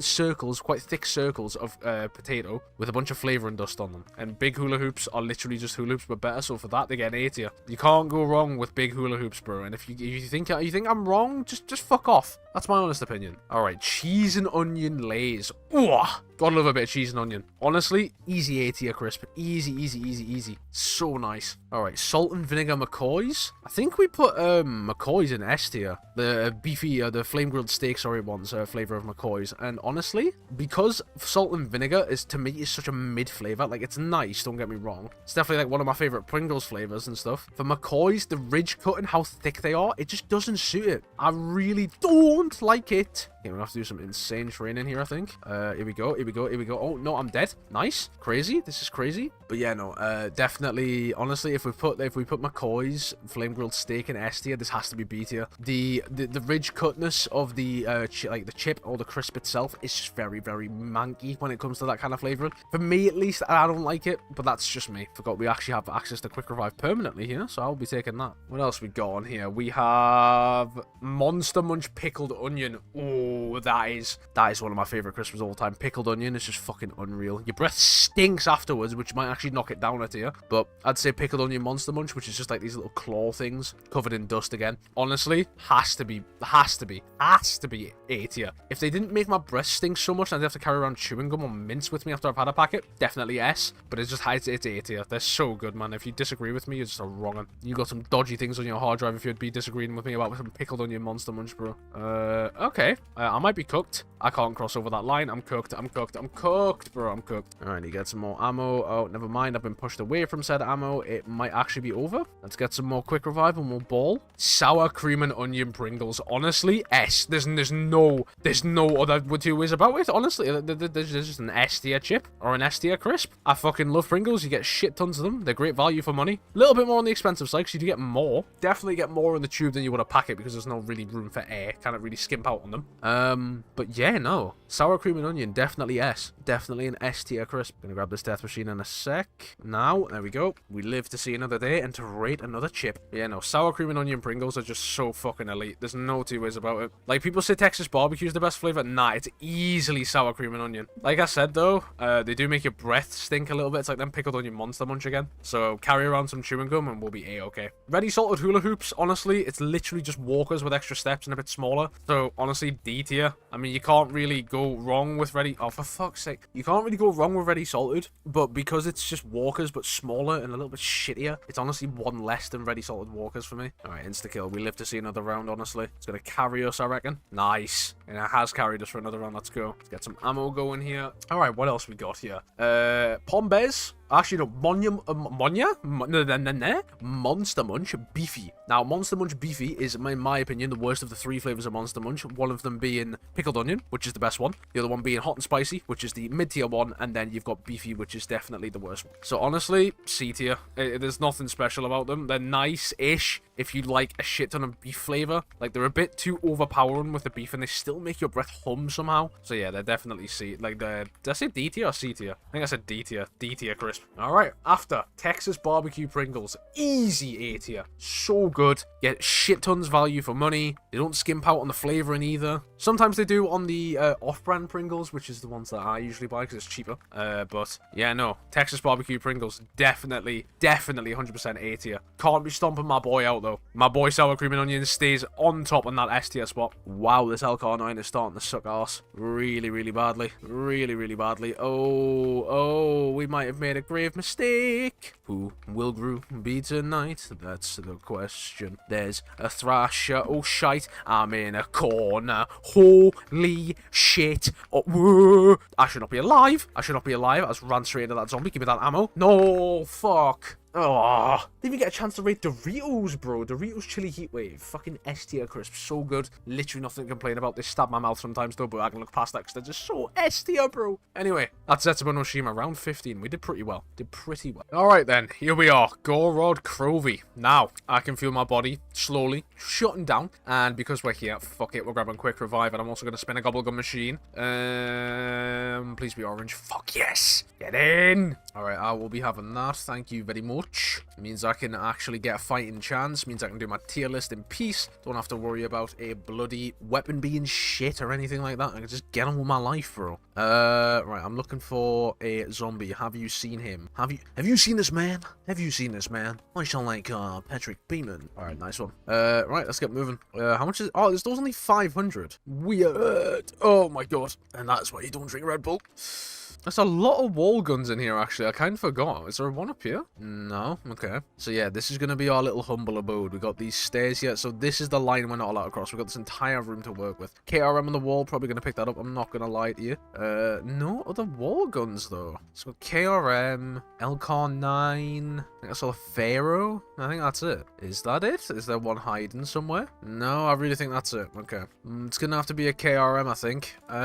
Once we've gotten the KRM, which is about now, we can start ranking some zombies maps, which is our next thing that we're gonna do. So if we're gonna do a zombies video, why wouldn't we be ranking zombies maps? Come on now, bro. Okay, I literally just need this round at end. Thank you very much. Okay, we are in pretty good standing. Pack-a-punch gun, RK5, quick revive. Jesus Christ, how many times have I rhymed something in this video, man? Alright, so let's kick things off with a classic, Kino Der Toten. I'm just gonna rip the band-aid off. D tier. The map innovated nothing. It innovated absolutely fucking zilch all from World at War. It was originally meant to be a World at War map. If it was a World at War map, it actually would have went up a space, because then you could like understand why it didn't innovate anything. I could definitely sympathize with the fact that it was a World at War map, but it's not. It's Black Ops 1. It's iconic, but it's not my cup of tea personally. So for that, it is going in D tier. Alright, we are going all over the place with this next one. We got Revelations, and that's a nice little nuke. It means that we can get onto this next round nice and quick. Come the fuck on, there's no way that didn't end the round. Are you serious? Alright, anyway, Revelations. Honestly, the map itself, it plays alright. You got the 4 generators, nice and simple way to get Pack-a-Punch unlocked. Turn on 4 generators, then shock the big beast in the sky that nicked the machine off you and shoot his heart. Pretty simple stuff, I'm not gonna lie, to get Pack-a-Punch open. Easter egg is an absolute convoluted mess. The map itself, though, graphically is absolutely fucking beautiful. Like, you got the big Apothegon sun in the sky, you got the Apothegon itself, like, roaming about. Roaming. See what I did there? LOL. Alright, I'll show up now. But yeah, no, as a whole, honestly, Revelations has to be B for me. Revelations is a B tier map. Alright, moving to some non-Treyarch now. Well, this is interesting. I like how it's not all just like, you know, band for band with every game. Okay, Descent. DLC 4 of Exo Zombies in Advanced Warfare. Now, Descent. It's unique. it's in respect of Exo Zombies. Exo Zombies as a whole is unique. Don't get me wrong. But being unique does not always mean good. And I think Descent was definitely the lackluster side of being definitely on the weaker side. Don't get us wrong. The map itself is pretty cool. I don't like the fact that Jug is all the way across the fucking map. I don't like the forced mini boss segments in between. I think the Easter egg was kind of wank. I'm not gonna lie. I didn't like it at all. I thought the jump puzzle step was shit. I thought the EMZ step was shit. The wonder weapon on that map, shit. The only thing that's good about it is really the Ohm. Honestly, Descent for me is like... It's like E tier. It's not F tier. It's like E tier. It's bad. It's a bad map. For Exo Zombies as well, it's quite bad. Alright, round 5. We are getting burning through these rounds. Fuck me. I love how I can feel my brain eating itself as I'm recording this video, man. Oh, it's great. It's great. Remember to have a good sleep schedule, guys. Remember to look after yourself and don't do what I'm doing for the sake of a job. Alright, Ascension. Ascension. Coming back to the classics now. Black Ops 1. Tell you what, we will rank the map on the basis of the Black Ops 1 version rather than BO3. Oh, let's not lose our only quick revive around 5. That would be unfortunate. But yeah, no, let's rank it on the aspect of BO1 rather than BO3. So we're working with like PhD Flopper and all that stuff. So for one, introduce PhD Flopper and Stamina Up. You cannot complain about that. 2 amazing perks that are still in the game today. One more than the other. Teehee, Treox a Troll. The map itself is pretty good. I don't like the monkeys. I think the monkeys are ass. Don't like the fact that you can nick your perks. I like the fact that you are rewarded with an extra perk if you manage to defend them. But I just don't like the monkeys in general. They're really annoying. Don't want to have to be running around like a headless chicken when I've got a perkaholic. Especially not on console because I can't just get them back. Knobheads. Inconsiderate arseholes. But yeah, no, it's a pretty bog standard BO1 map. It's pretty bleak, but it did introduce a lot of stuff. The Lunar Landers, nice and simple, kept it innovated, but kept it simple with Pack-a-Punch. I respect that. Yeah, honestly, Ascension, I'd have to say is probably, I'd say it's an A tier map. Ascension's pretty fucking good. It introduced the first Easter egg as well, so it kind of has to go above Rev just because it's simple. Revelations is far too fucking complicated for the average player, and also the story, the ending there was lackluster. Because I know there's going to be some guys. You put Ascension over Revelations. What are the HE double hockey sticks? Shut up, bro. Revelations is kind of a hot ass, I'm not gonna lie. It's lucky that it gotta be, so shut up and be quiet. The Darkest Shore, need I say more? Holy shit, can I stop rhyming stuff? The fuck do I think I am, Dr. Seuss? I'll start talking about the cat in his hat. This green aubergine, bro. But yeah, no, the Darkest Shore. Now, the map itself, I hate the fog. I hate the Meischlers. I hate the Wustlers. I hate the perk placement. I hate the Easter egg. I think the spine steps are fucking god-awful. I think it on solo, the Easter egg on solo is shit. The wonder weapon's shit. The map layout itself is kind of shit. Yeah, I think it's safe to say that goes in F-. Darkest Shore is honestly one of the worst maps I've played. And for the World War II solo video, it's actually one of the ones I can't complete. So you're going to have to put up with that. Alright, nice little nuke. I'll take that. Thank you very much. Don't know if that's going to end the round, actually. Nah, of course it wouldn't. The Final Reich. The zombies map, not the actual thing in history. So, this map is very, very fucking good for being non-Treyarch, honestly. Got 3 valves in the center of the town. Turn them on, turn the 2 power switches on, and that could be you ready to go. Or, you could do what it says on screen, get yourself a little Tesla gun, get yourself a little left and right-handed god, and there you go. Hey presto, you're in boss fight and you finish the fucking Easter egg. Amazingly laid out map. Only thing I'd change about is probably the tower step. Tower step's a little bit annoying. Also, the armor system in World War II kind of puts me off playing the game as a whole. And that's not really the map's fault, so I can't discredit it for that. I think, honestly, the Darkest Shore, the Final Reich would have to go in... I'd say it's a C tier map. Definitely a C tier map. Definitely a C tier map. Origins. Hello, my pretty. Origins. Where to put Origins? Oh, you see, this is hard. Because, right, the default is just like, Origins, S tier. But, like, with some of my lists, I don't know, I try to be more fair. Because, to be fair with you, I hate playing Origins on solo. I get overwhelmed. It's like spending 10 minutes in Primark. Fucking shit, man. Too much to do, too much back and forth with the Easter egg. It's just hot ass on solo. Especially on Black Ops 2 when you gotta do that button step on your own. Fuck, it's just, how are you meant to do that on your own? Nice, that's round 9, let's go. But yeah, no, Origins, it just does have to go in S though, doesn't it? It is really good, but on solo, I will make my point very clear that I find it really unenjoyable. And that might come as a shock to a couple of people, but can you blame me? There's just too much shit to do. But yeah, no, it's S tier. Zombies in Spaceland. Okay, I'm gonna get some flack for this one. So, my stance on Infinite Warfare Zombies as a whole is I think the whole thing of it being criminally underrated is somewhat true. I think that it's not the most diamond in the rough thing that people claim it. Oh, fuck. That people think it is, all that stuff. I think Zombies in Spaceland is definitely the best map out of all of them. Because, you know, you had gems such as the attack of the radioactive thing, and that thing's Easter egg, and that was fucking terrible. Zombies in Spaceland is an A-tier map. It's nice and simple. You got 4 portals to pack a punch. You get that shit open. You can choose to get a wonder weapon if you really want to complete the sticker book. Easter eggs a bit hard for the casual player, not gonna cap, with the Satacom and stuff like that. Also, it's a bit buggy from what I've played, honestly. Fate and Fortune cards I wasn't really the biggest fan of. It was like Gobblegum, but just shit. But they tried something different, and to be fair with you, the map's aesthetic alone gets it up from a B to an A. So it's an A tier. It's an A tier. A tier map. A tier map. Beast from Beyond, F. Moving on. Shadowed Throne, F. Moving on. Busty Pope, F. Moving on. Die Rise. Ooh. Ooh. Die Rise. Die Rise, Die Rise, Die Rise. Tyler is going to kill me from what I'm about to say, right? Die Rise's Easter egg is the only tolerable thing I have, like, nice to say about the map, because the map's layout was fucking shit. They teased PhD, right? Why on earth would you tease a perk that needs to be on the map that would have made it, like, 5 million times better? 500 cigarettes. I don't understand why on earth you would tease a perk like that on a map so fucking vital. I'm actually going to pick up a Pharaoh. I'm so angry I've picked up the Pharaoh, ladies and gentlemen. Oh, he's angry at me. Fuck me, get out of my way. Oh my god, his arm hurts. Can I shoot it off, please? There we go, piss off. 3 bursts, non-pack to kill 1 zombie. That's fucking abysmal. No wonder nobody buys this shithousery of a gun. Where was I anyway? Die Rise, yeah, right, okay. Richtofen side Easter egg, Kush. Love it. Love it. Nice and simple, you know, built off a transit, but it's actually a little bit more enjoyable because you're not running through fog 90% of the time. Slicking some balls, bro. Max's side can eat my cock, respectively. Like, just gobble both balls, too. Ooh, Valkyrie. Hello, hello, hello. Let's go get some ammo and we can deal with these fucks. Alright, thank you very much. Alright, fuck off the lot of yous. Actually, I thought that would be a lot less effective since it was a shotgun, but no, I stand corrected. This actually isn't bad. Oh my god, it's actually tearing through them. Look at it go. There we go. Alright, yeah, so Die Rise. Shit map. Alright, one side Easter egg. The Max's side, of course, is still shit. Yeah.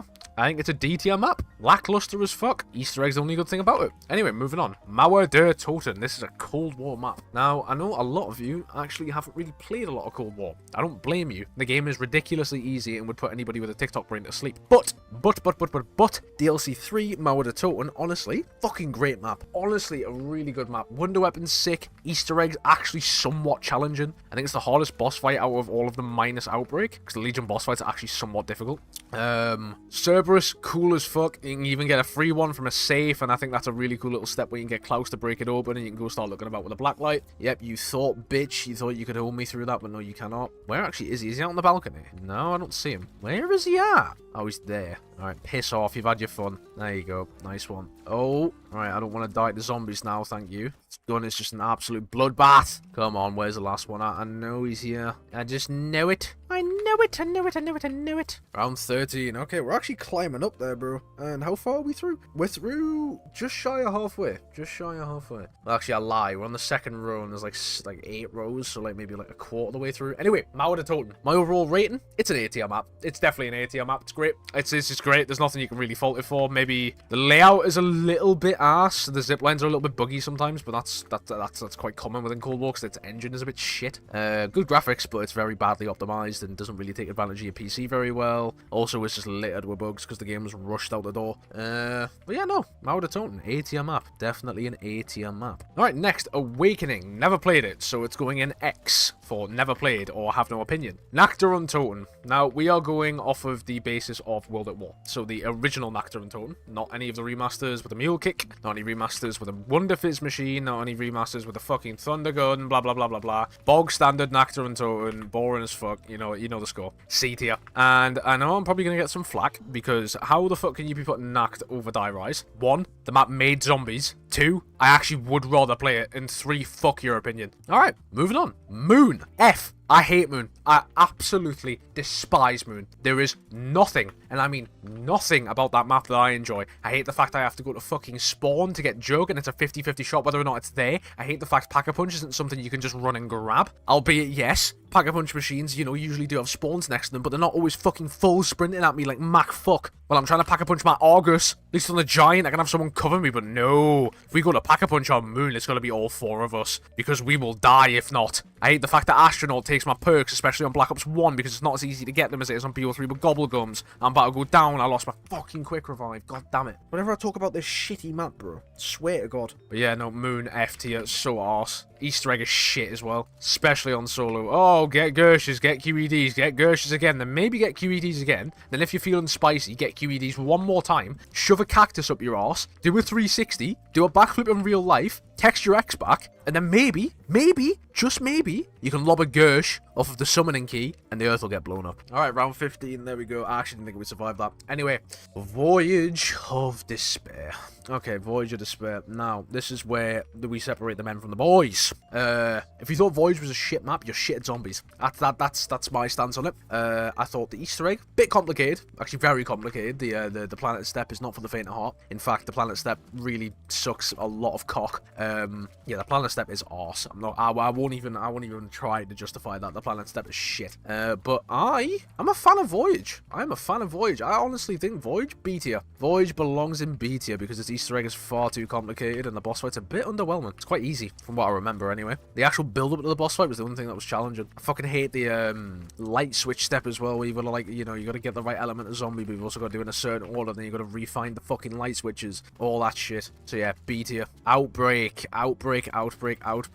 Cold War really did try a lot of things, didn't it? It tried Onslaught, tried Cranked, tried events in zombies for the first time. It innovated a lot of shit. It also tried innovating this open world mode called Outbreak that really almost killed zombies, which is kind of fucked to think about, but it did happen. We'll leave round 15 under 24 minutes. That's hot. But yeah, no. Yeah, Outbreak. Outbreak Easter egg 1 was fucking brilliant. It was the most challenging one in Cold War, so you gotta give it kudos for that. It also had another Easter egg, which was a little bit underwhelming, but I guess they couldn't pack 2 full-length quests. That would be ridiculous into, you know, the massive fucking worlds and shit. That must have took ages to make the first one, if you get me. Outbreak as a whole, I think is... Outbreak from Cold War, at least. I think it's C tier.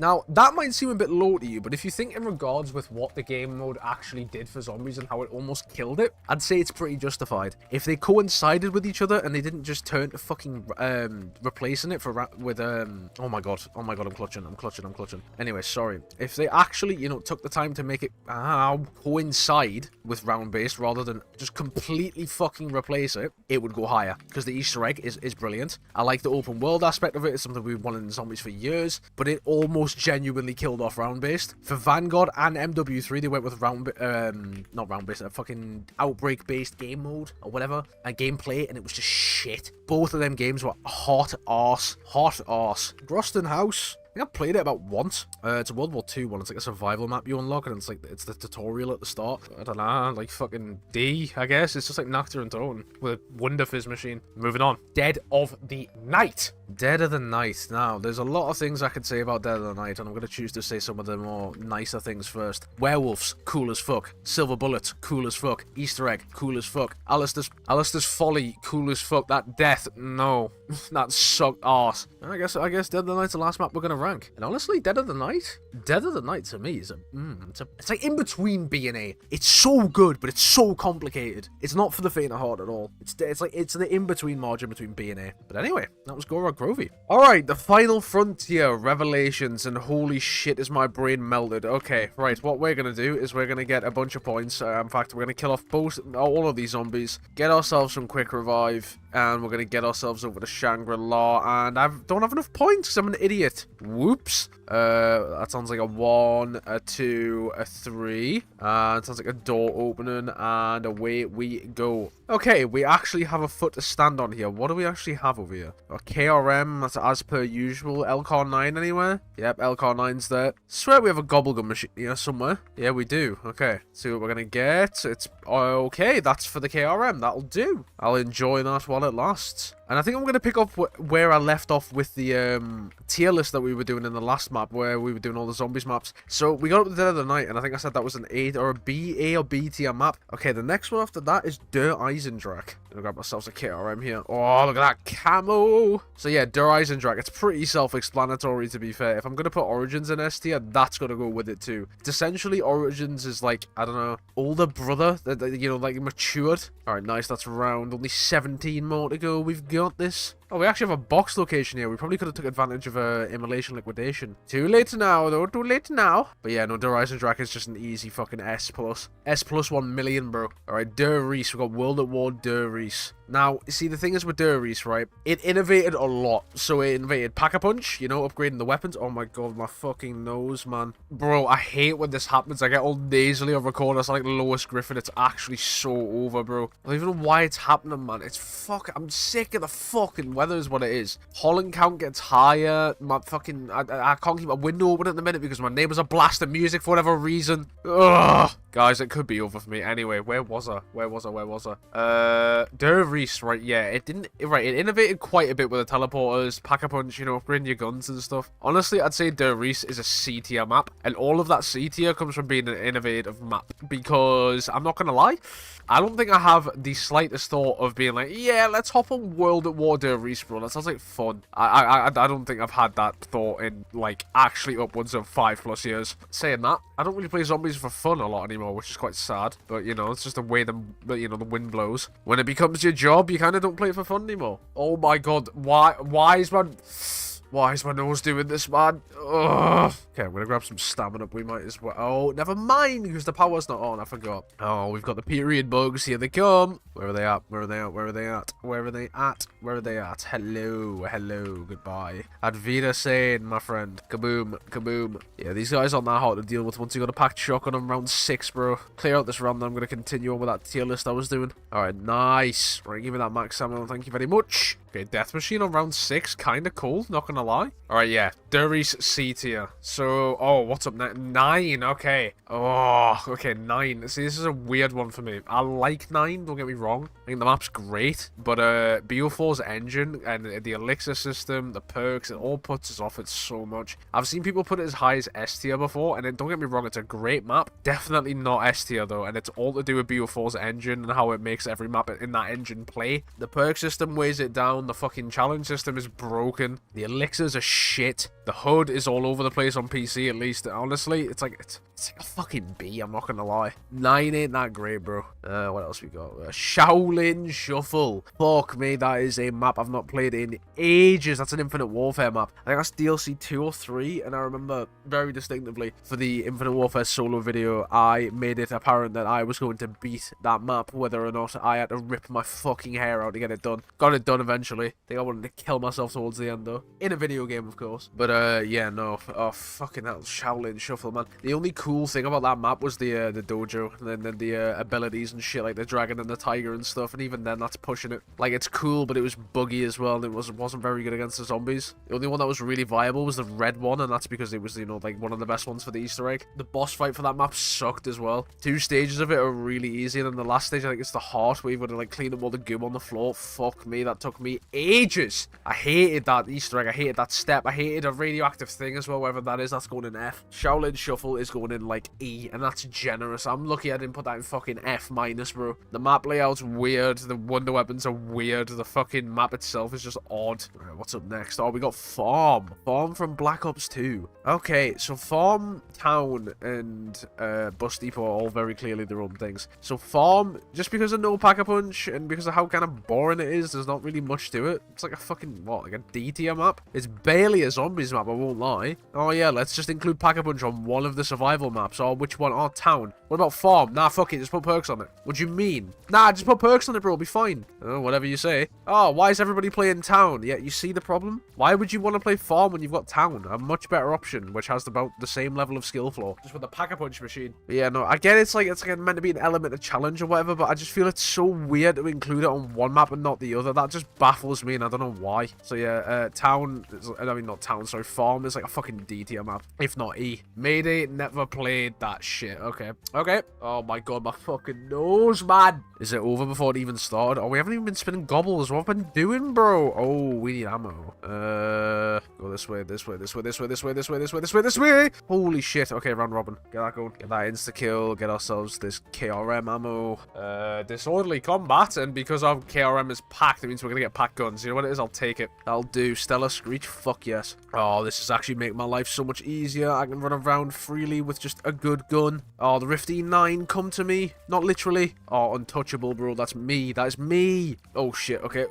Got the Vesper. Okay. Vesper's kind of ass. I won't lie. Oh, I love disorderly combat. It just spices things up so much. Weevil, the Barrage, bro. I like how it's pack-a-punch if you have a pack gun holding it out in your hands. It's brilliant. Yeah, Mayday. I think that's an extinction map. I never played that shit. Zetsubou No Shima. Now, this is a map that has grown on me. No pun intended. Oh, fuck. I forgot there's a Margwa. No pun intended. Yeah, Zetsubou has definitely grown on me since release. It's one of the maps I just never played. Now, I find that map to be either Rev or Gorod in a really strange way. Peacekeeper. Probably one of the worst times for it to change to the fucking Peacekeeper. Are you serious? Are you actually serious? Ugh, Revelations. Oh my god, there you go. What a way to go out, man. Alright, we're changing things up a little bit now. Kino Der Toten. Nice little change of pace. If the box is there, I'm going to touch myself inappropriately. If it's not, I'm going to cry in a corner, and I might do the same thing. I'm joking. Okay, we have round robin. That zombie is fucking tweaking. Oh my god. Right, let's grab a quick revive. We end round one, then we move to the second room. That is the rule after all. There we go. Right, and I tell you what as well, we'll pop this, grab the gobblegum machine, then go just to get enough points for the door. Right, zeroed. Let's go pop this. Come on. And wall power. I will take wall power. Hand on heart. Who would say no to a little bit of wall power? That's what I want to know. Oh, we can get a packed Pharaoh. What else can we get? I swear there's another wall gun in here. I saw there's a wall gun there. Am I tripping? Oh, looks like Pharaoh it is then. Ah, okay. Alright. A packed Pharaoh. Let's see how far this can get us then, shall we? No tier list for this one, because I'm feeling a little bit tired, I won't lie. In fact, I'm feeling very, very tired. I can't wait to just flop on my bed tonight, man. I'm gonna, after I've recorded this, I'm gonna go flop into the shower. Why am I saying flop so much? I'm gonna get into the shower, I'm gonna give myself a good scrub, I'm gonna go to bed and sleep like a fucking log. I've been up for like nearly 24 hours straight. But yeah, no. The second room chat. Oh, we have a gobblegum machine in here. Whoops. Alright, let's see what we're getting. That is bullet boost. I mean, actually, we can use this. Alright, let's see what we're getting. Thunderwall, not my speed. And blast. Okay, blast furnace. There we go. Honestly, not bad. Could have been way worse.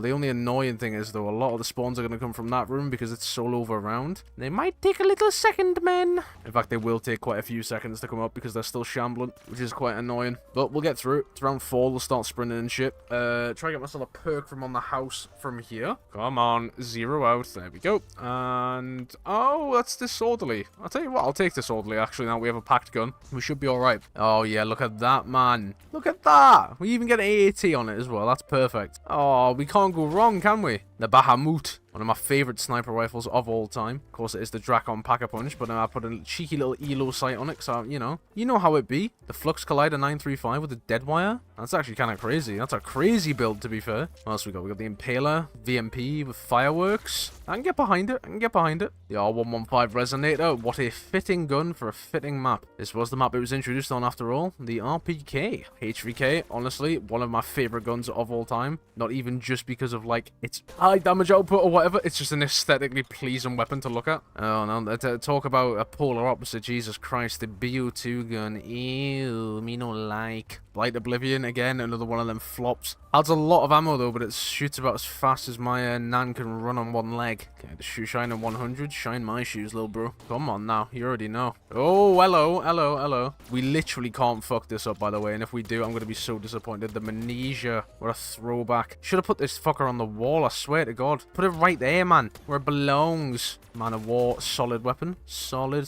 weapon. The Odd Goose. The Odd Goose, me like. Has a lot of ammo when it's packed, and also a very, very cool reload animation that I can't show you. The M16. The Skull Piercer. I don't think I've actually ever pack-a-punched this thing on BO3. That is weird. That is indeed weird. What else we got? Oh, the Lamentation. How can you go wrong? The red dot sight's not accurate, but you know what it is? It's close enough. Dina Spear. I mean, the Gorgon's kind of alright, I guess. Not when you're fully running at me like that, though. Me no like. We're about halfway done on Disorderly. What we got next? The Anointed Avenger, otherwise known as the KN-44. What a weapon, bro. bro. Only real ones remember when it was called this beta name. If you remember what that beta name was, leave it down in the comments below. I'm very curious to see if anybody remembers it. Dog round, round skip. Oh, they're for FARs on this map. I forgot. They just pop like balloons. It's fucking easy, man. Oh, Brecci, I wish I could just keep this thing. The Dagon's glare, bro. Oh, isn't that a sight for sore eyes? I haven't seen this thing for the entire playthrough. Trapezohedron shard. Trapezohedron shard. What a fucking mouthful that name is.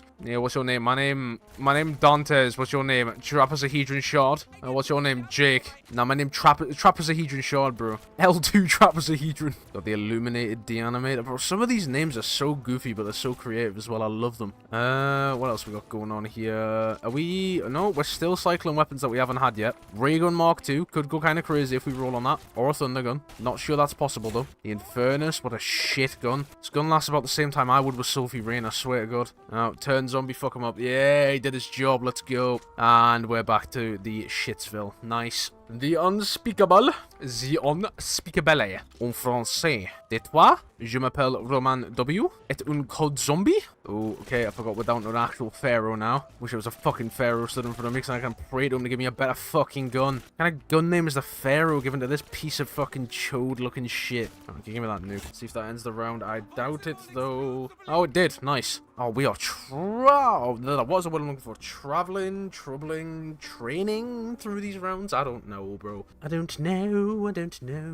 I get nervous and I start singing. Get some ammo for this thing. We might as well. We got the points for it. We're stacked with bread. Oh, hello. Yep, I see you. I hear you screaming. Piss off. Double points. I mean, I'll take it for, for, you know, just for ammo and stuff. It's not like we're spending it on much anyways. Power's not even on. I can't even use that trap as much as I want to. Oh, hello. That'll do. That'll do me just fine. Oh, I feel powerful now. I feel like John Wick. There we go. Bang. A bit of this. Bang. A bit more. Bang. One for you. One for you. One for you. Oh, it's so powerful, man. 180. Bang. Bang. Bang. Oh, should be coming up to the end of the round now, I'd imagine. Maybe. Yeah, and we've left 2 drops outside there. I want to pick that up so bad, but I'm not allowed. I'm not allowed, and we're halfway there. Living on a prayer. Ah, dog round. Lovely. Nice little round skip. I like to see that, honestly. So I get something on the house, maybe. Could definitely be on the house. Yes, it is. Piss off, you stupid mutt. Ow, I'm red. I'm blushing. I'm blushing hard. I'm blushing hard. Oh my god. Let's just pop this in now. We might as well. What we getting? Jug. Holy shit, we can't fuck this up. There's no way. What are the odds of that, man? Let's go. Oh, holy shit, I'm so happy we got Jug. I'm so happy it's not like Black Ops 2 either, where when the power's turned off, your perks don't fucking work. That was such a dumb decision. It was cool, but it was such a dumb decision on their part. I cannot lie. Alright, 9 more rounds. There's no way we messed this up. We got a pack gun, we got Jug. All I need now is like a blunt, bro. Oh, nuke.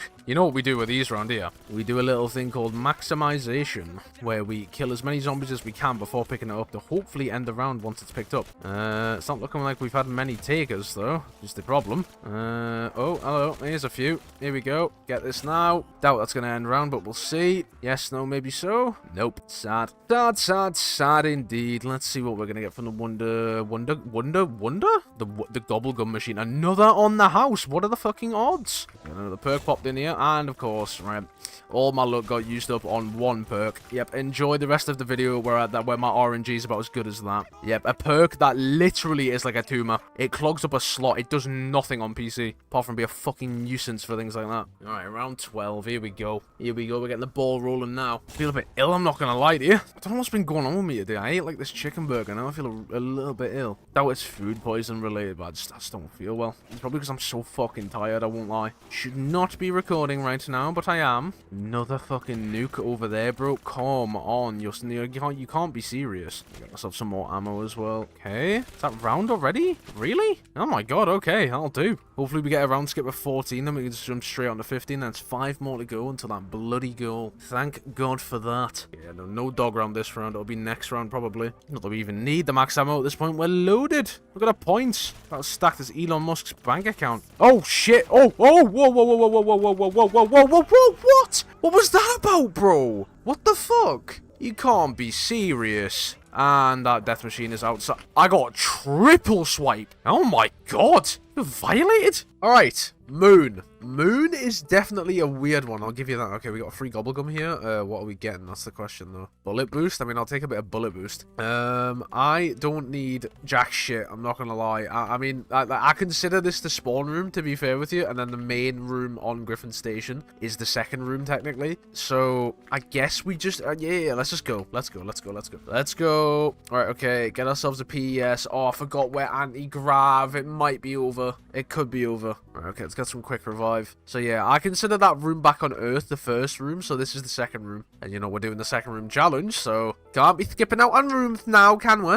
Anyway, yeah, where were we? I was saying how Zetsubou No Shima has grown on me a lot since DLC 2 all the way back in 2016, 2015. So you see, the issue I had with Zetsubou initially is that it was just so complicated that my little brain couldn't understand it. But now that I'm like, you know, a little bit more mature, I feel like it's not that hard to comprehend. It was just a lot at the time. I mean, they were like, oh, so you gotta go turn on 2 separate power switches, and you gotta go get 3 pack-a-punch parts, and there's 3 parts for the shield, and there's 3 parts for this, there's this, there's that, there's this, there's the skulls. It's overwhelming. The challenges, the lightning on the shield, it's the skull and Ansapway doing that. It's fucking overwhelming, man. No wonder it took so long for people to actually get a grasp on it. The rainbow water, the plants, all that shit. So complicated for like no reason. I only just realized as well, we don't have access to any ammo. Oh, this might be over a lot sooner than expected. Anyway, yeah. Zetsubou No Shima, honestly, A tier. A tier zombies map. Frozen Dawn, F tier, moving on. Town, right? So I think we put... Where did we put farm? We put farm in D because it didn't have a pack-a-punch machine. Town is everything farm should have been. And for that reason, purely alone, it gets a C because you know what I'm trying to say. It has a pack-a-punch machine, therefore it is fucking better, but it's nowhere near a B or an A. Or an S. If anybody puts Town in S, you need mental help. Like, you actually need seriously evaluated. I'm not even gonna lie. How on earth can that map be on par with something like fucking Zombies in Spaceland? Like, that makes no sense. Okay, round 4. Nice. We got next Outbreak, and we're not talking the Cold War one. We're talking Advanced Warfare, you know, like original map Outbreak. Now, Outbreak was a funny one because not a lot of people, like, you know, I mean, really got their hands to play. Not, what am I saying? Really got a chance to play on it because, you know, it was vaulted behind however many dollars it was at the time to buy the DLC. Because Exo Zombies did not ship with Advanced Warfare. It was completely separate content. I don't think they were expecting to be able to make it either. Or have to make it either. But it was such a community outcry that people were like, come on, man. Give us some zombies. Come on.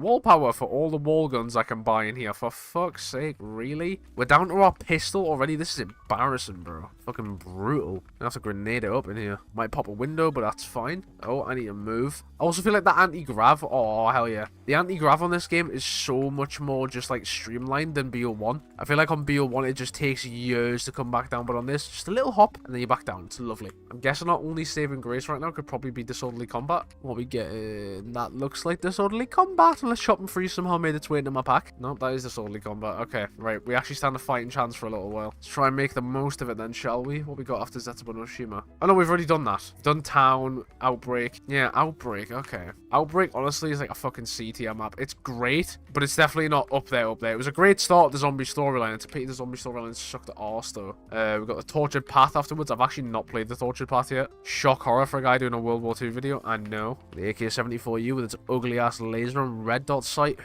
Harrier, what a fucking map. Bringing back things like the split spawn rooms from Verrückt. Load of shit, bro. The Carrier was like peak Advanced Warfare zombies, I swear to God. I don't know why they were cooking so hard with that map. 48 Dredge, you're nice. The Trapezohedron Shard, as it would be called if it were packed. Unfortunately, that looks like a dream and that's not going to get brought into fruition. Unfortunately. Got B. Whitney, bro. Right, okay, let's see if this ends the round. Should do, right? It has to. Fuck off. No way. What survived? My pinky toe? Oh, you. And you. And you. What the hell? And you. And all of you. What are you doing, man? There, thank you. Piss off. Alright, what we got next? Oh, wait, did I even give Carrier a rating? Sorry. Carrier is probably like a fucking B tier map. It's quite good. 5, honestly, wherever I put Kino, put it 2 above. Because fuck me, 5 is good. 5 is a good map. 5 is better than Kino, and I will not be taking any Kino Der Toten glazes in the comments. You will all be getting flamed. 5 is definitively the best starting map of a game ever. Yeah, plays JFK in the fucking Pentagon. Actually so unbelievably sick, man. Okay.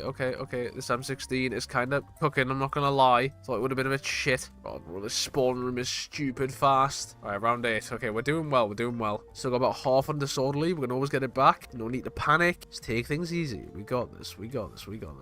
What we get next to fight the zombies with the FFAR? That's on this map? What the fuck? What we got going on here? The dingo dollar. Dingo dollar. N Donald. Goodbye, N Donald, bro. The Haymaker 12. Turn around, kill a bunch of zombies. Round? Question mark? Round? Any round lovers in chat? What we got going on here? Yeah, nice. Bro, we're burning through these fucking rounds. Oh my god. What else we got going on this tier list? Attack of the Radioactive Thing. F tier. Everything about that map sucks, and I swear to god if I have to listen to that character say Daddy-o one more time, I will be committing mass heinous crimes in the foreseeable future. Alright, nice. Oh, it's gonna go back to my fucking RK5 soon. I'm not prepared for it, man. It won't even let me pick up that death machine. I don't know. Oh, it's because I've got fucking disorderly combat. That's the issue. Ugh. Wish we would just cancel it out, but no. We can't be asked to code that into our 10-year-old game. We're Activision, and we like money. Ew. And we're back to round 1911. Mint. And now I almost just died. Mint. What we got going on over here? On the house, please. Round robin. I mean, I'll take it, I guess. Use it at the start of this round. There we go. Nice. Get me to round 11. Thank you very much. Another purple. What we got going on over here? Another round robin. We're being blessed. Let's go again. Let's go again. Again. Alright. Gobblegum machine. Juice me up. That's not juicing me up, bro. That's juicing me down. That's squeezing me down, bro. Oh, this RK5 is starting to do fuck up. Never mind. I spoke too soon. Oh my god. There are so many of them. Got P. Lenazo. You can sod off. Oh, hello. Oh, he's actually a lot harder to deal with now that I don't have a disorderly combat gobblegum. We probably should be able to pull one though, I reckon. What is this? Bullet boost for the Pack-a-Punch gun that I have. Cheers game.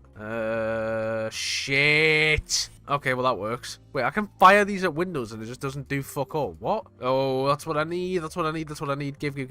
Okay, we have quick revive here. We're chilling. And piss off the lawyers. Thank you. Give me that nuke as well. I've earned that. 7 more rounds is honestly so doable. I won't even lie. 74U. That's not filling me with hope. The red dot and the laser just don't suit it, man. Oh, that dingo suit's been in my hands, though. Get that over here now. We're shut. No, you're not. Get that fucking Google on. Oh, the BRM. Ew. This gun's gross. Oh, bro.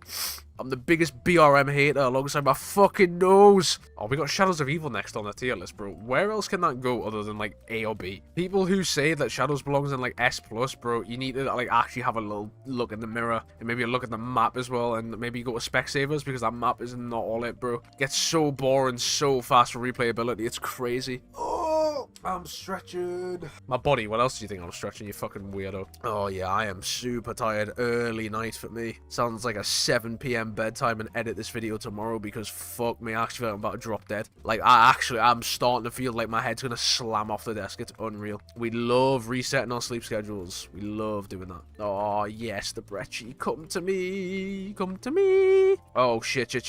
Oh, okay. Of course. You know what? We'll take it on the chin.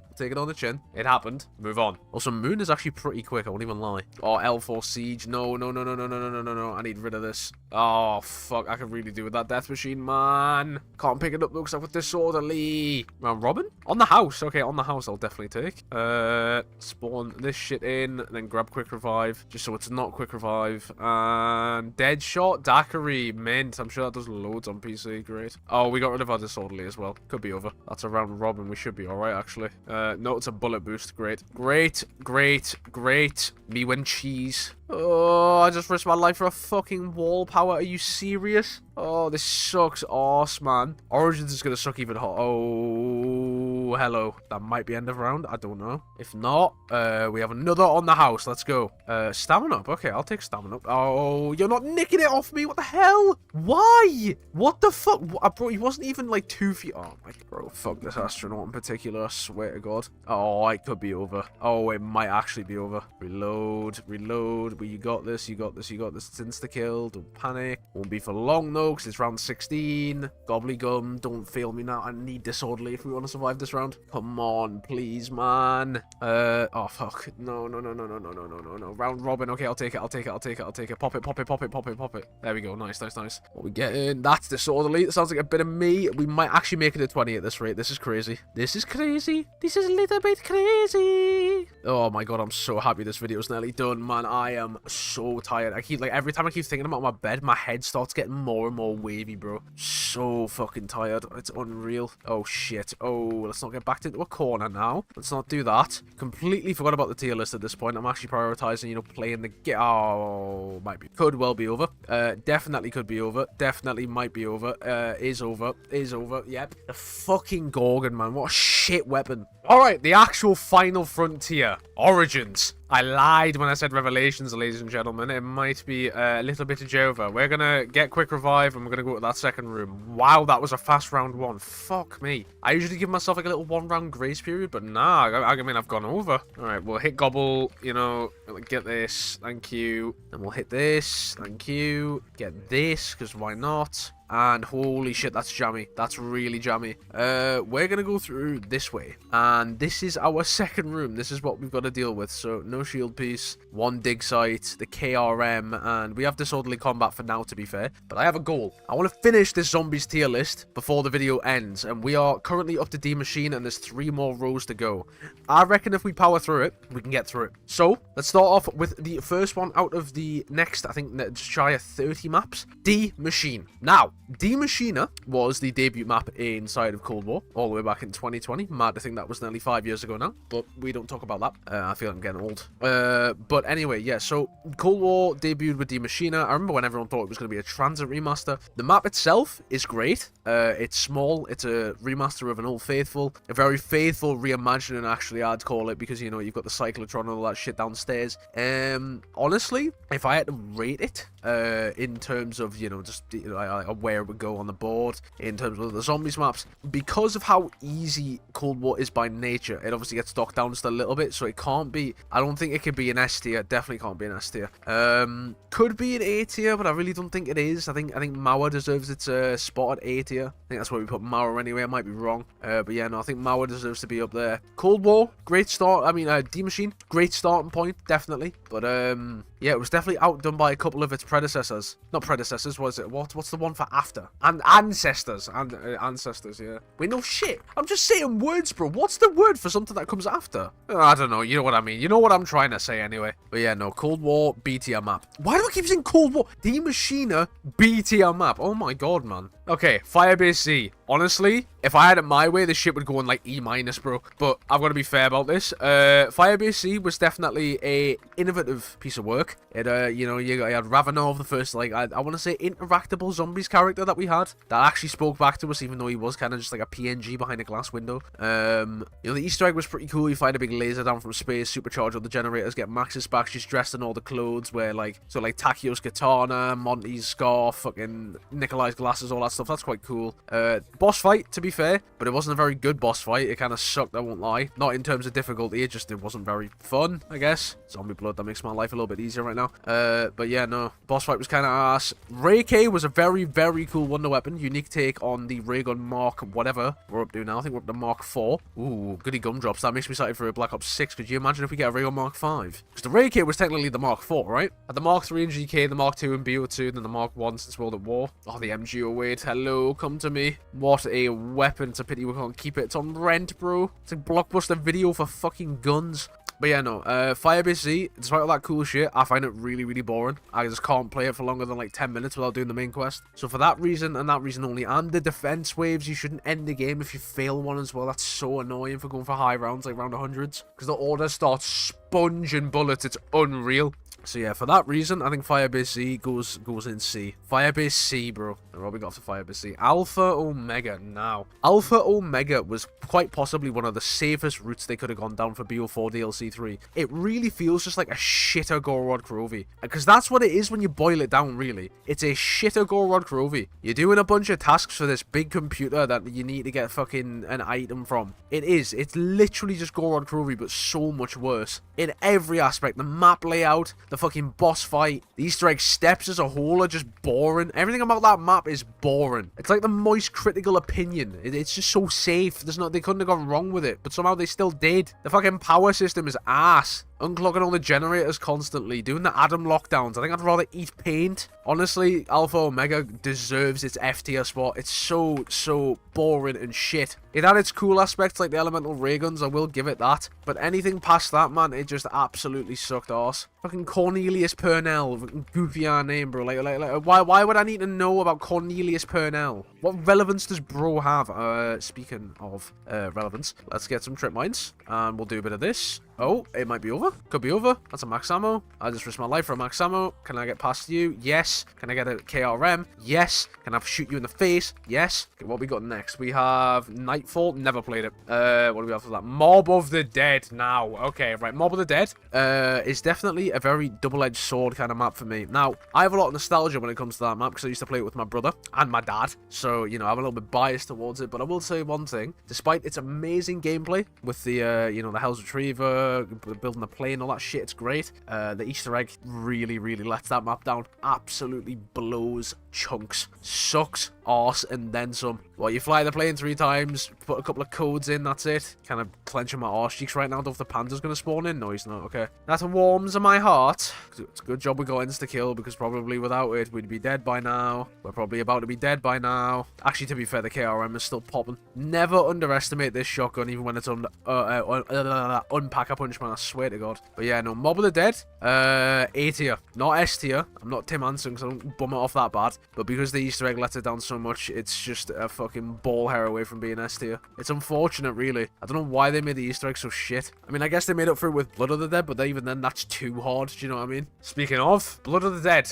BO4. Now, where would I put Blood of the Dead? So, if you're playing Blood, as in, like, a casual player that thinks, oh, it's a Mob of the Dead remaster with the premise crew, there's some areas that have been reopened, that's kind of cool. The Pack-a-Punch is a bit different. There's no afterlife, that's okay, though. And they brought back some cool stuff and added some new cool stuff, like the Magma Gat and the Hell's Retriever and stuff. If you come at it with a positive outlook, and you think that they've added some new stuff, it looks like a new Mob of the Dead, then I'd say Blood of the Dead would be like maybe a B, C tier map. But no, the Easter egg is like pulling teeth. It sucks. Grissom had the audacity to say that playing Firebase Z was like pulling teeth. Has this bro played Blood of the Dead? Has he tried doing the Blood of the Dead Easter egg only having to glitch out on you when you're recording for your solo video? Didn't think so, little man. Didn't think so. Didn't think so. I will never forget what happened on that faithful day. That faithful day. Running around like a headless chicken trying to get these bloody, what's it called, Simon Says codes off these generators. Finally get it done. Get the hobo code. Translated on the monitors, right? Then I go to input the code by shocking the guy. The guy inputs the final one and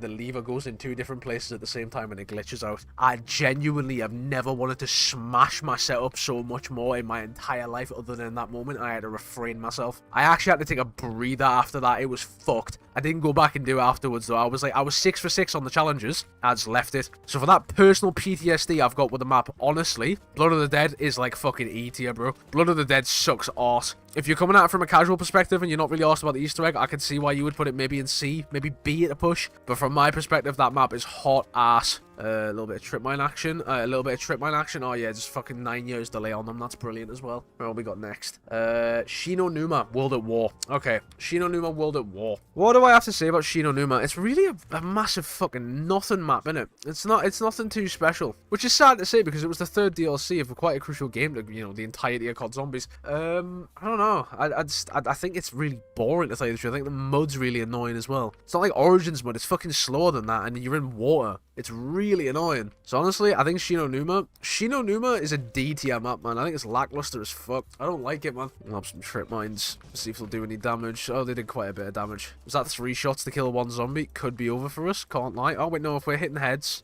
stop running without your head, please. Fuck off. Thank you. Yeah, Shino Numa is a D tier map. It could be over. It is definitely over. Oh, yep, it's over. Oh my god. Wow. Okay, round 11. That sucks. And we didn't even finish the tier list, bro. Okay, I'd be lying to you if I said I was, you know, keeping track of what ones we'd, you know, put on the board and shit. But, so, I reckon we were up to, where? We were up to Shino Numa. So, Shino Numa, we said was D tier. What we got for Shino Numa? Transit. Now, wait, I'm going to continue with this tier list. This is the last, I'm fucking finishing this shit off, I swear to God. Right, Transit, it's very fun with friends, but on its own, as a standalone map, the map sucks arse, right? The fog shit, the Easter egg shit. You need more players than Lim, Steve, and get it to work. It's just so annoying. It's honestly going in painful. I really don't like transit unless it's with friends. When it's with friends, it's like up here. Down here though, on its own, shit. Right. The giant. Probably put it the same place as the Reese. C. Buried. Buried is a diamond in the rough. That buried is a diamond in the fucking rough. I swear to God. This map, right? Buried. I remember when I was like fucking like what, no older than 8. I remember my dad was pulling weeds outside, like out of like the stones and shit. I remember I spent my day playing Buried, camping in the gazebo, and I got around 30 for the first time in my 8-year-old little existence, and I was so proud of myself. And then I died on 34, and I was so sad. I also remember when me and my brother were in Scotland, and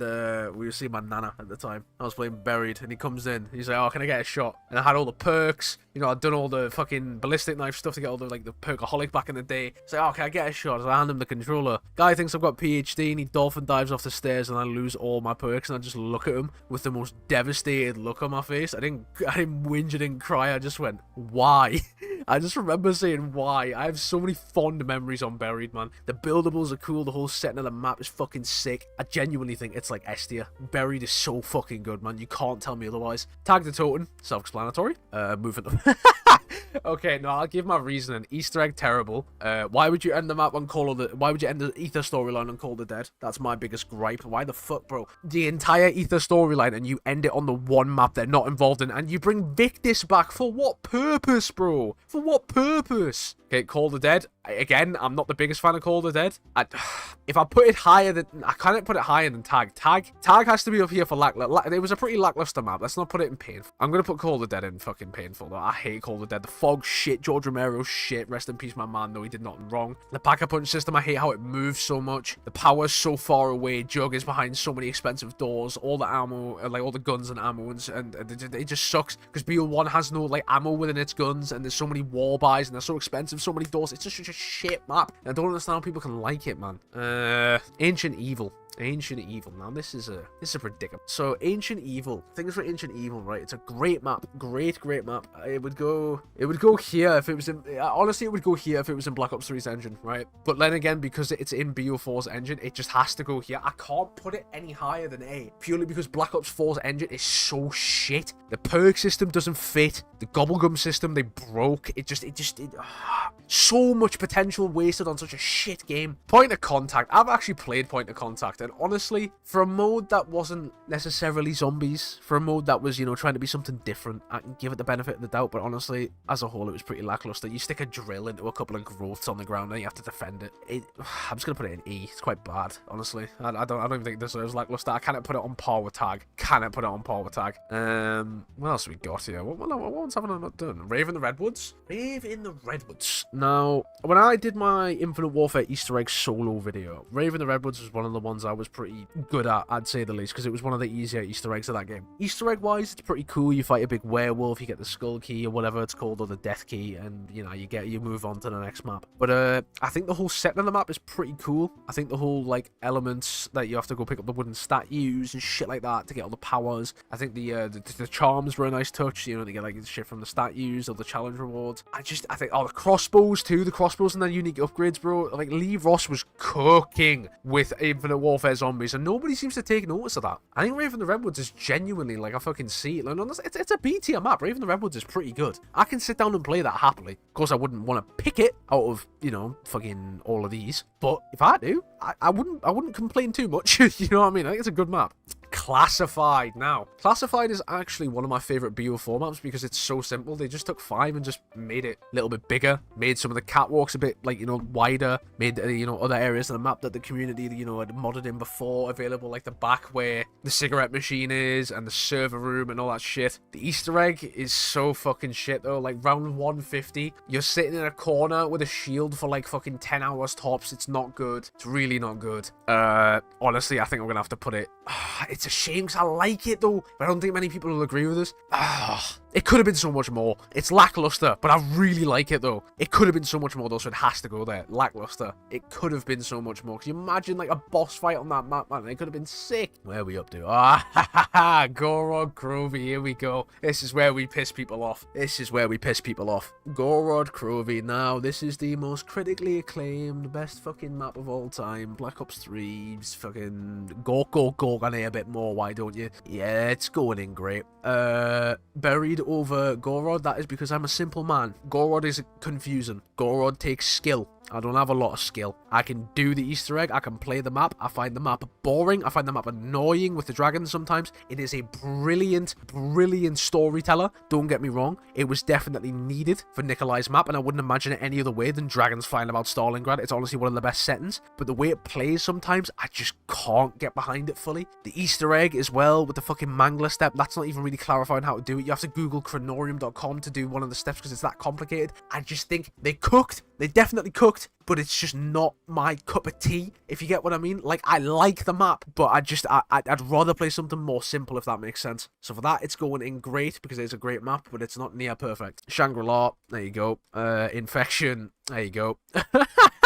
Didn't need I say more. Both the maps stink. That Easter egg sucks, and that map is just shit. Verrucht in Hagen. Right, Verrucht World at War. It's honestly, for me at least, it's the best. It's the best World at War map. It has to go in good. Has to go in good. It's challenging. No pack-a-punch. You just got some perks. See, it's what Farm was trying to be again, but Farm was even smaller and more confined than Verrucht. I think anyway. Verrucht, you felt scared. Verrucht, you felt like you were you're really in an asylum. Farm just feels like, what, you skipped out on Pack-a-Punch. This was before Pack-a-Punch existed. This innovated perks. Do you know what I mean? It has to go up here. It has to. It's the best map. It's the best map in World at War. It's challenging. It's brilliant. There's no two ways about it. Forsaken, in my opinion, is a hidden gem. I really feel like Forsaken was, it was very looked past because of the ending to Cold War. It was, tied the Dark Ether story up in a nice little bow until Black Ops 6 came out. We've learned now that we're on Terminus Island and all that shit. But at the time, it tied things up nicely. Not amazingly, but it tied things up nicely. We got the unveil of the new Richtofen and stuff like that. And the map itself, honestly, I think it's cool. Yes, it is a campaign asset. It's very clearly a campaign asset, but they did good work with it. They very much so remodeled it to fit, the whole zombies aesthetic. I think the whole clashing between campaign and zombies was cool. Myself, a lot of people didn't like that. They liked how campaign and zombies were separate. I, for one, was for them being, together. I think it's cool. They're both two really intertwined and complicated stories, so why not chuck them together? Why not have a massive clusterfuck? I think it's sick. I think the Abominations were sick. I think the Chrysalax, oh, what a fucking wonder weapon. The Chrysalax is such a cool wonder weapon, man. So for that, honestly, I think it goes in good. Forsaken is a good map. Okay, so we got, what is this? Duran Fang next. Okay. Duran Fang. Fucking, okay, Duran Fang. Where have I heard that before? Duran Fang. Oh, yeah. Oh, yeah. I forgot about this one. Yeah, this deserves its own tea. That's a lot of shit. Nuketown Zombies, right? Honestly, a lot of people don't like it, and that's because they're not very good at zombies. I think it is not as good as people make it out. I remember back in the day, the Smith Plays used to really big this thing up like it was like the fucking second coming of Christ. It's not that deep. It's Nuketown Zombies. It's hard, don't get me wrong. You're a very good zombies player if you can get above round 30 on it. But in my opinion, it's one of the maps I wouldn't play or choose to play. So for that, I'd say it's on par with something like the Giant. You got your perks. It's a little bit more challenging because you got them dropping in. You could get Jug around 25. But honestly, it's pretty average. And with that, Terra Maledicta. Oh, why didn't you say? Terra Maledicta, Terra Maledicta, I forgot about this one. Yeah, fuck Terra Maledicta, fuck Vanguard Zombies. And honestly, we could go back and do the rest of them, but, I've already done it within, throughout the entire, last of the maps. So, with all that said, I know it's been 2 videos in one, to tell you the truth. We've been doing tier lists, we've been doing the second room challenge. If you guys have enjoyed this video, make sure you drop a like on it. If you want to see more content like this, why don't you subscribe? It's completely free. We're coming up to that 50,000 subscriber mark, and if we can hit that by the end of, let's say, next month, that would be amazing. With all that said, thank you guys so much for your continued support, and I will see you all in the next video. Bye for now.